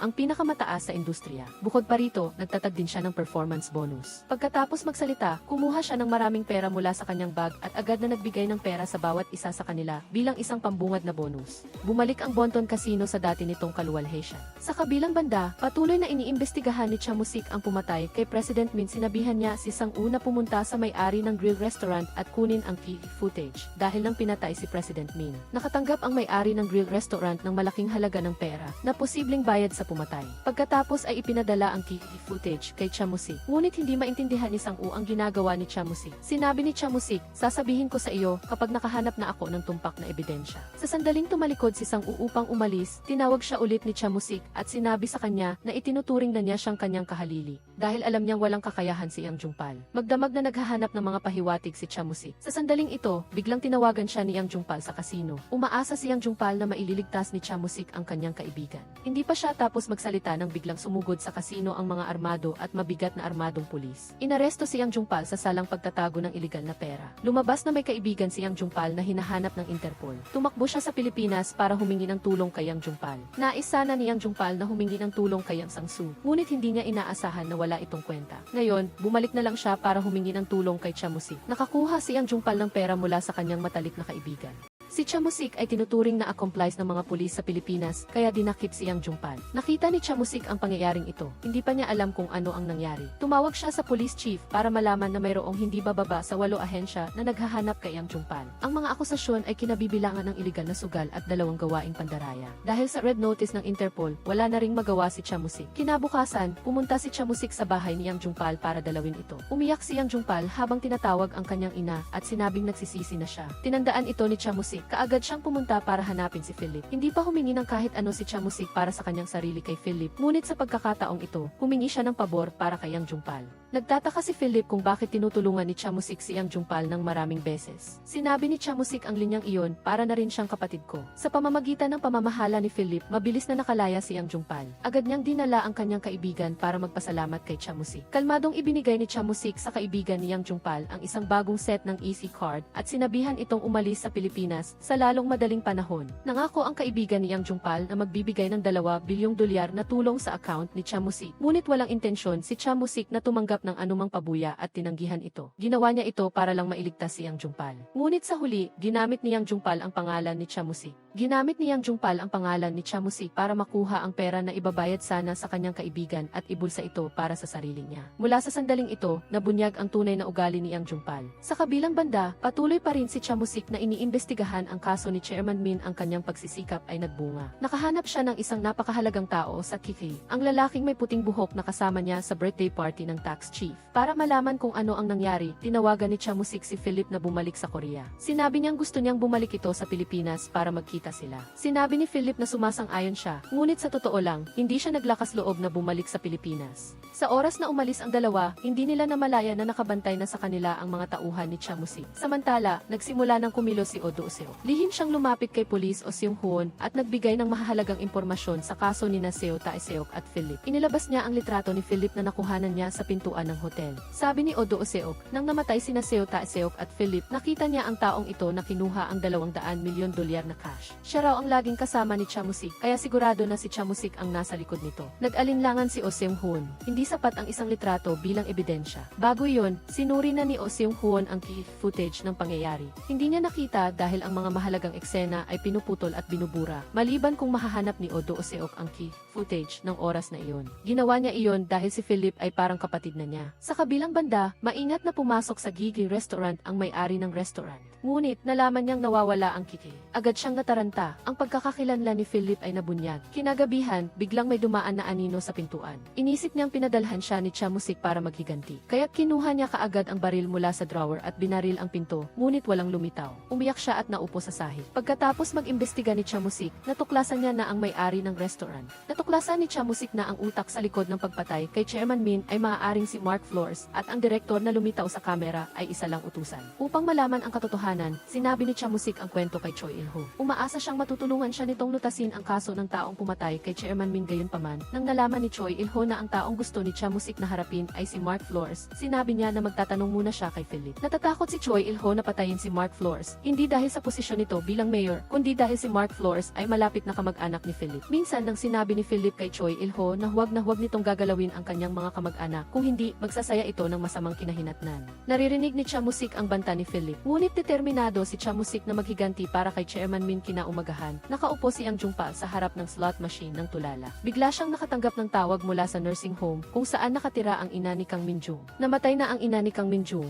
Hindi makontak ng mga tauhan ng nursing home si Kang Minjung kaya tinawagan nila si Yang Jungpal. Alam ni Yang Jungpal na niloko siya ni Kang Minjung, ngunit mahal pa rin niya ito ng lubusan. Bawat taon, naglalagay siya ng isang bungkos ng bulaklak sa libingan ni Kang Minjung at binibigkas ang mga salita para sa kanyang alaala. Sa kabilang banda, natanggap ni Police O Seung Hoon ang video na ipinadala ni Oh Do Seok. Sa loob ng video, makikita ang footage sa loob ng Gigigi Restaurant noong araw na pinatay si Chairman Min. Lumalabas na kinopya na pala ni Oh Do Seok ang isang bersyon nito noon pa man. Batay sa mga talaan ng paglilipat ng pera, kinumpirma rin ng pulisya na ang mga taong nasa video ay umupa ng assassin para patayin ang isang tao. Kaya nag-issue ang pulisya ng warrant of arrest. Una, para sa may-ari ng Gigigi Restaurant. Gayunpaman, nang pumunta sila para arestuhin ito, nalaman ni Oh Seung Hoon mula sa kanyang mga kasamahan na nawawala ang may-ari ng restaurant at may bakas pa ng bala sa pinto. Agad na ipinadala ni Oh Seung Hoon ang isang mensahe kay Oh Do Seok at hiniling na sabihin sa kanya ang kasalukuyang lokasyon ni Cha Musik dahil pinaghihinalaan niyang may kinalaman si Cha Musik sa pagkawala ng may-ari ng restaurant. Hindi niya alam. Hindi rin alam ni Cha Musik kung nasaan ang may-ari ng restaurant. Dinala pa niya si Oh Do Seok sa Gigigi Restaurant para hanapin ito. Di nagtagal, dumating si Oh Seung Hoon sa pinangyarihan. Agad niyang binalaan si Cha Musik at sinabihan itong huwag gumawa ng anumang delikadong bagay. Nagulat si Cha Musik sa sinabi ni Oh Seung Hoon. Malinaw na wala siyang kahinaan sa kamay ng pulisya. Bago umalis, sinabi pa ni Oh Seung Hoon kay Oh Do Seok na maaari silang magkasama-sama para kumain sa hinaharap. Dahil sa mga salitang ito, naging mapagbantay si Cha Musik. Agad niyang tinanong si Oh Do Seok kung niloko ba siya nito at nakikipagsabuatan sa pulisya. Ngunit sinabi ni Oh Do Seok na si Oh Seung Hoon ay malinaw na nagpaplano ng isang split and conquer scheme. Sinabi ni Cha Musik kay Oh Do Seok na tumingin sa kanyang mga mata habang nag-uusap sila. Sa huli, pansamantalang naniwala si Cha Musik sa kanya. Para mahanap ang taong pumatay kay Chairman Min, pinapuntahan ni Cha Musik sa kanyang mga tauhan ang direktor kinagabihan. Nagkataon namang nag-iimpake ang direktor at naghahanda na siyang tumakas. Sa sasakyan, nahuli siya ng mga tauhan ni Cha Musik. Hiniling ni Cha Musik sa direktor na sagutin ang kanyang mga tanong. Kung hindi siya magsasalita, papupuntahin niya ito sa impyerno. Nanginginig sa takot ang direktor at sinabi niyang si Mark Flores ang may gawa ng lahat. Naiinggit siya sa espesyal na pabor ni Philip kay Cha Musik. Ang dahilan kung bakit niya pinatay si Chairman Min ay dahil nagkataon lang na may nag-utos sa kanya na patayin ito, aya't sinamantala niya na lang ang pagkakataon.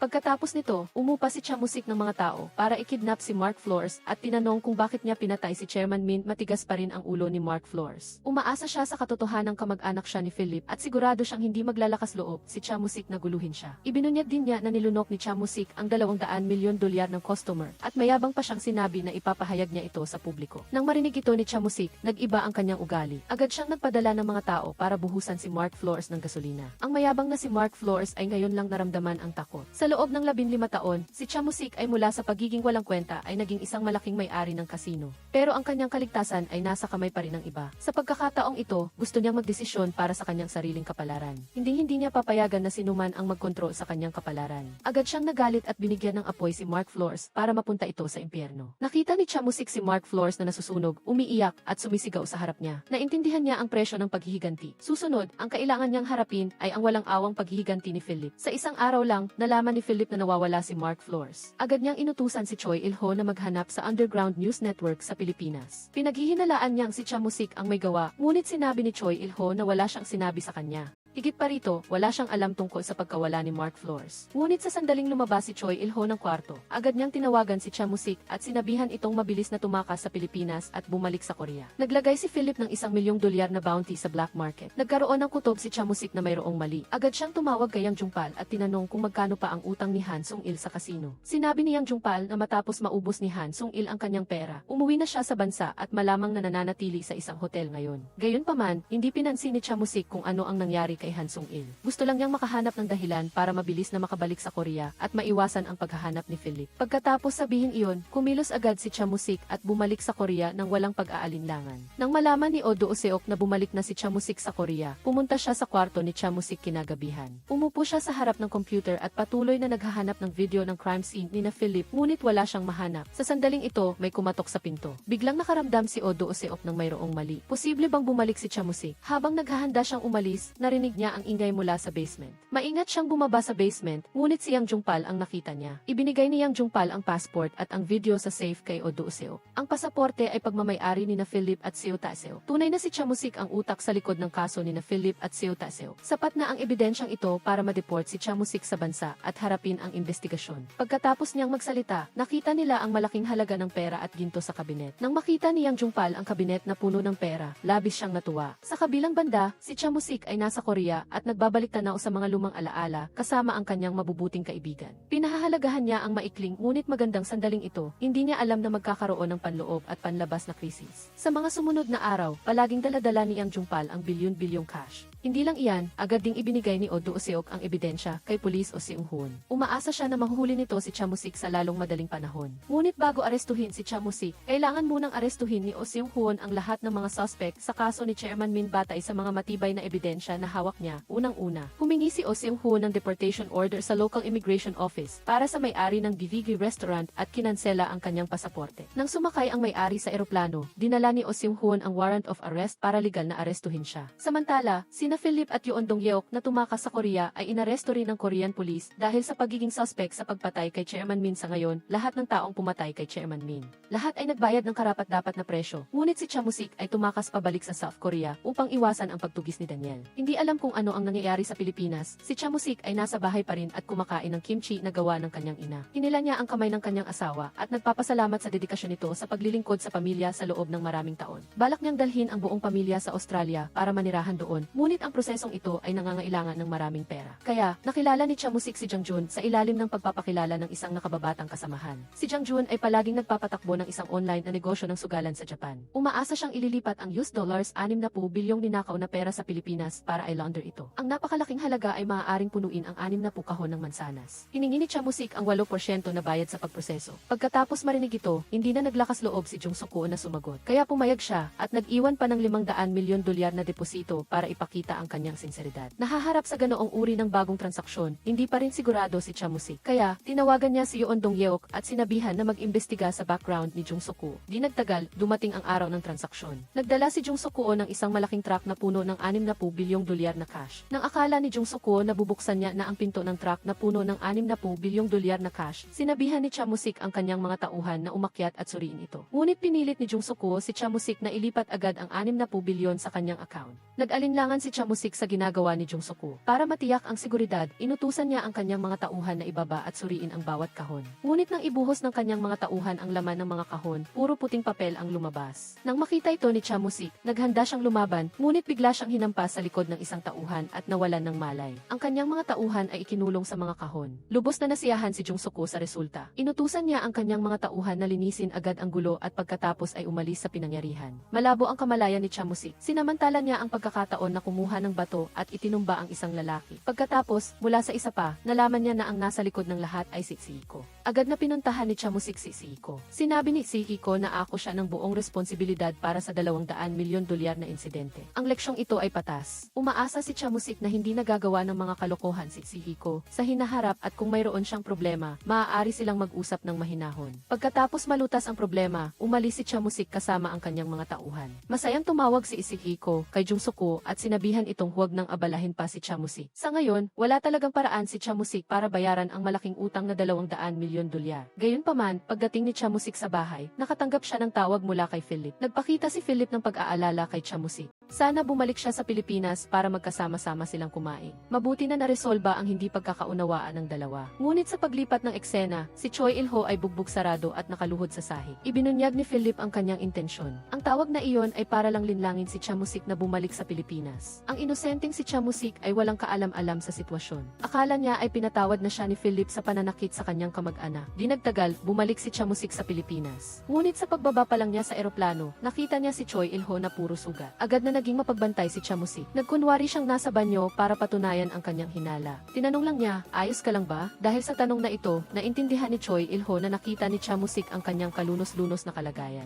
Agad niyang hinanap si Chamusik sa gitna ng mga tao. Nang makita siya, agad siyang tumakbo para habulin habulin ito. Sa kabutihang palad, matalino si Chamusik. Mabilis siyang nakatakas sa pamamagitan ng pagsakay sa taxi. Kung hindi, magiging malala ang kahihinatnan. Naghanda si Chamusik na bumalik sa kanyang villa para kunin ang bilyon-bilyong dolyar na pera na nakatago doon at pagkatapos ay tumakas. Ngunit nagulat siyang nakitang may bumasag sa kanyang pinto. Maingat niyang kinuha ang golf club at maingat na bumaba sa basement. Sa huli, ang lahat ng pera sa vault ay nawala, pati ang mga gintong bar sa loob ay nawala rin. Agad siyang nagalit, kinuha ang kanyang 6 shooter at nagmaneho patungo sa beach. Hinahabol siya mula sa lahat ng direksyon. Sa kanyang sarili, nagdalamhati siya na ang kanyang mahigit 10 taon na pagsisikap ay sa huli ay nabigo. Sa sandaling ito, tanging ang kaya niyang gawin ay tumayo sa beach at tahimik na punasan ang kanyang luha. Bigla niyang naalala ang mga salita ni Yang Jungpal. Ang mga bulaklak ay hindi mananatiling maganda magpakailanman. Habang nag-aalala si Chamusik kung paano siya magpapatuloy, tinawagan siya ni Jungsuko. Lumabas na si Jungsuko ay nasa Pilipinas na rin. Nagmungkahi siya ng isang plano ng pakikipagtulungan kay Chamusik. Umaasa siyang maaring tulungan siya ni Chamusik na pamahalaan ang kanyang mga ari-arian. Gamit ang cryptocurrency na hindi sinusubaybayan ng pulisya, magagawa nila ang transaksyon. Pagkatapos nito, gumawa siya ng isang virtual na online casino. Ang kailangan lang gawin ng mga manlalaro ay tingnan ang screen ng casino para makapaglagay ng taya gamit ang keyboard. Ang kailangan namang gawin ni Chamusik ay magbukas ng isang tunay na casino sa Pilipinas. Gagamitin ito ni Jungsuko para makabuo ng isang sistema. Ang kita ng casino ay daan-daang beses na mas malaki kaysa sa tradisyonal na casino. Dagdag pa rito, umayag si Jungsuko na ibigay ang 50% ng kita kay Chamusik. Hiniling niya kay Chamusik na tiyakin na mayroong 20 na table para sa sugal. Ang deposito para sa bawat table ay 3 bilyong dolyar. Naharap sa magandang pagkakataon na ito para baguhin ang kanyang sitwasyon, medyo natuwa si Chamusik. Ngunit ngayon, wala siyang sapat na pera para sa deposito, kahit para sa isang table lang. Walang magawa, tinawagan na lang ni Chamusik si Yang Jungpal. Sinabihan niya itong kunin ang 30 milyon dolyar na nakatago niya sa Boston Casino. Habang tinitingnan ni Yang Jungpal ang bilyon-bilyong dolyar na cash at mga gintong bar, nalunod siya sa malalim na pag-iisip. Sa kabilang banda, matagumpay na naaresto ni Oh Seung-hoon ang 3 tao. Daladala niya ang warrant of arrest at pumunta sa Boston Casino. Naghahanda na arestuhin si Chamusik. Ngunit sinabihan siya ng staff na wala si Chamusik sa casino. Nang nawawalan siya ng pag-asa, nakatanggap siya ng tawag mula kay Oh Do-seok. Sinabi nito sa kanya ang eksaktong lokasyon ni Chamusik. Umaasa si Oh Do-seok na kumilos na ang pulisya sa lalong madaling panahon. Ngunit ang lahat ng ito ay lihim na nakikita ni Choi Il-ho na nagmamasid. Pagkatapos nito, lihim na sinundan ni Choi Il-ho si Oh Seung-hoon. Sina Yang Jungpal at Oh Do-seok ay naghanda na ring umalis. Ngunit bago sila umalis, si Oh Do-seok ay biglang nagbukas ng pinto ng kotse at kinuha ang 6 shooter at ibinigay kay Yang Jungpal. Pagkatapos, umalis na silang dalawa patungo sa pinagtataguan ni Chamusik. Sa sandaling ito, masayang nagluluto si Chamusik ng tanghalian. Dahil sa imbitasyon ni Jungsuko, nakita niya ang pag-asa na makabalik sa laro. Kaya, naghanda siya ng isang masarap na pagkain. Naghanda siyang ibahagi ang magandang balita kay Yang Jungpal. Mabilis na dumating ang 2 tao sa grupo ni Yang Jungpal. Nang makita ni Chamusik na dumating din si Oh Do-seok, medyo nag-alala siya at nagtanong kung bakit siya naroon. Kinuha ni Yang Jungpal ang 30 milyon dolyar na inihanda niya mula sa trunk. Ang 30 milyon dolyar na ito ay ang huling pag-asa ni Chamusik na baliktarin ang sitwasyon. Pagkatapos pumasok ang ilang tao sa bahay, umupo sila sa kwarto para mag-usap. Ang pinaka hindi kinukulang si Chamusik ay ang lakas ng loob na magsimula muli. Sinabi niya sa dalawa na hinahanap siya ni Philip. Si Chamusik ay kasalukuyang nasa yugto ng pagtakas. Umaasa siya na matulungan siya ni Yang Jungpal at Oh Do-seok na pamahalaan ang kasino at sinabihan silang huwag mag-alala dahil babalik din siya sa kanyang ruro. Sinabi niyang nasa Pilipinas na siya ng 15 taon at hindi siya madaling matatalo. Ngunit sa sandaling ito, lihim na nakarating sa labas ng bahay si Oh Seung-hoon kasama si Koma. Pagkatapos, sinundan din sila ni Choi Il-ho. Ang layunin ni Choi Il-ho ay dalhin si Chamusik pabalik kay Philip. Nagsuot ng bulletproof vests ang grupo ni Oh Seung-hoon at naghiwalay para kumilos. Habang nagsasalin si Chamusik ng alak para sa kanila, napansin niya ang kakaibang ekspresyon ni Oh Do-seok. Tiningnan ni Chamusik ang bintana, nakaramdam siya ng mayroong mali. Agad siyang lumingon at tinitigan si Oh Do-seok. Sa sandaling ito, biglang binuksan ni Oh Seung-hoon ang pinto at itinutok ang baril kay Chamusik. Sinubukan ni Chamusik na lumaban, ngunit agad siyang nadisarmahan. Wala siyang ibang pagpipilian kundi ang itaas ang kanyang mga kamay at sumuko. Nang masaksihan niya ang pagtataksil ni Oh Do-seok, hindi makapagsalita si Chamusik. Ngunit nang basahin ni Oh Seung-hoon ang warrant of arrest para kay Chamusik, biglang umatake si Choi Il-ho mula sa likuran. Ang lahat ay tumakas nang marinig ang putok ng baril. Gayunpaman, si Koma ay binaril at ngayon ay nakahandu sa isa-isang pudo ng strawberry syrup. Galit na hinila ni Oh Seung-hoon si Chamusik palayo sa pinangyarihan. Ngunit sa sandaling ito, umatake si Choi Il-ho mula sa labas. Sunod-sunod siyang nagpaputok ng baril kay Oh Seung-hoon. Sina Oh Seung-hoon at Chamusik ay parehong nabaril. Silang lahat ay bumagsak sa sahig. Nakakita si Oh Do-seok ng pagkakataon. Agad siyang tumayo at sunod-sunod na nagpaputok ng baril kay Choi Il-ho. Sa huli, si Choi Il-ho ay namatay din sa sandaling ito, gamit ang kanyang kanyang matinding kalooban, kinuha ni Cha Musik ang baril ni Oh Seung-hoon. Agad niyang binaril si Oh Do-seok na nagtaksil sa kanya. Pagkatapos, naglakad si Cha Musik. Sinabi ni Choi Il-ho, mabuhay ka, kapatid. Pagkatapos niyang sabihin ito, namatay na siya. Nasaksihan ni Cha Musik ang isa-isang pagkamatay ng kanyang mga kapatid sa harap niya. Lihim siyang pumikit, hindi niya maintindihan kung bakit umabot sa puntong ito. Si Yang Jungpal ay nanginginig at nagtago sa likod ng kabinet. Pagkatapos, tumayo siya sa harap niya. Itinutok ni Cha Musik ang baril kay Yang Jungpal. Ngunit sa sandaling ito, nagkunwari si Yang Jungpal na kawawa. Hindi siya kayang saktan ni Cha Musik. Marahil ay dahil si Yang Jungpal ang tanging natitirang tagapagmana ni Chairman Meet, sinabihan ni Cha Musik si Yang Jungpal na kunin ang pera at maghanda na umalis. Dala ni Yang Jungpal ang 2 bag ng pera. Ngunit nang buksan ni Cha Musik ang pinto ng kotse, binaril siya ni Yang Jungpal sa ulo. Wala siyang nararamdamang pagkakasala. Mabilis siyang bumalik sa kotse at umalis sa pinangyarihan. Si Cha Musik ay namatay sa kamay ng taong pinagkakatiwalaan niya. Sabi nga ni Yang Jungpal, ang mga bulaklak ay hindi mananatiling sariwa magpakailanman. Gaano man kaganda ang isang bulaklak, sa kalaunan ay malalanta rin ito. Sa isang kisap mata, lumipas ang 6 na buwan. Nakabawi na si Oh Seung-hoon. Noong panahong iyon, malubha siyang nasugatan at bumalik sa Korea. Ngayon, responsable siya sa pagpigil sa mga transnational online gambling crimes. Ang online casino ay gumagamit ng virtual currency para sa mga transaksyon sa pagtaya. Ang kita nito ay umabot na sa daan-daang bilyong dolyar bawat araw. Ang nagpapatakbo ng online casino na ito ay si Jung Soo-ko, na dating nag-imbita kay Cha Musik. Isang araw, dumating ang isang malaking boss mula sa Las Vegas para mag-invest sa casino. Siya ay isang Korean at walang iba kundi ang taksil na si Yang Jungpal. Taya ni Yang Jungpal ang buong buhay niya para maging hari. Dito nagtatapos ang pelikula. Salamat sa panonood, paalam at magkita-kita tayo sa susunod na pelikula sa channel.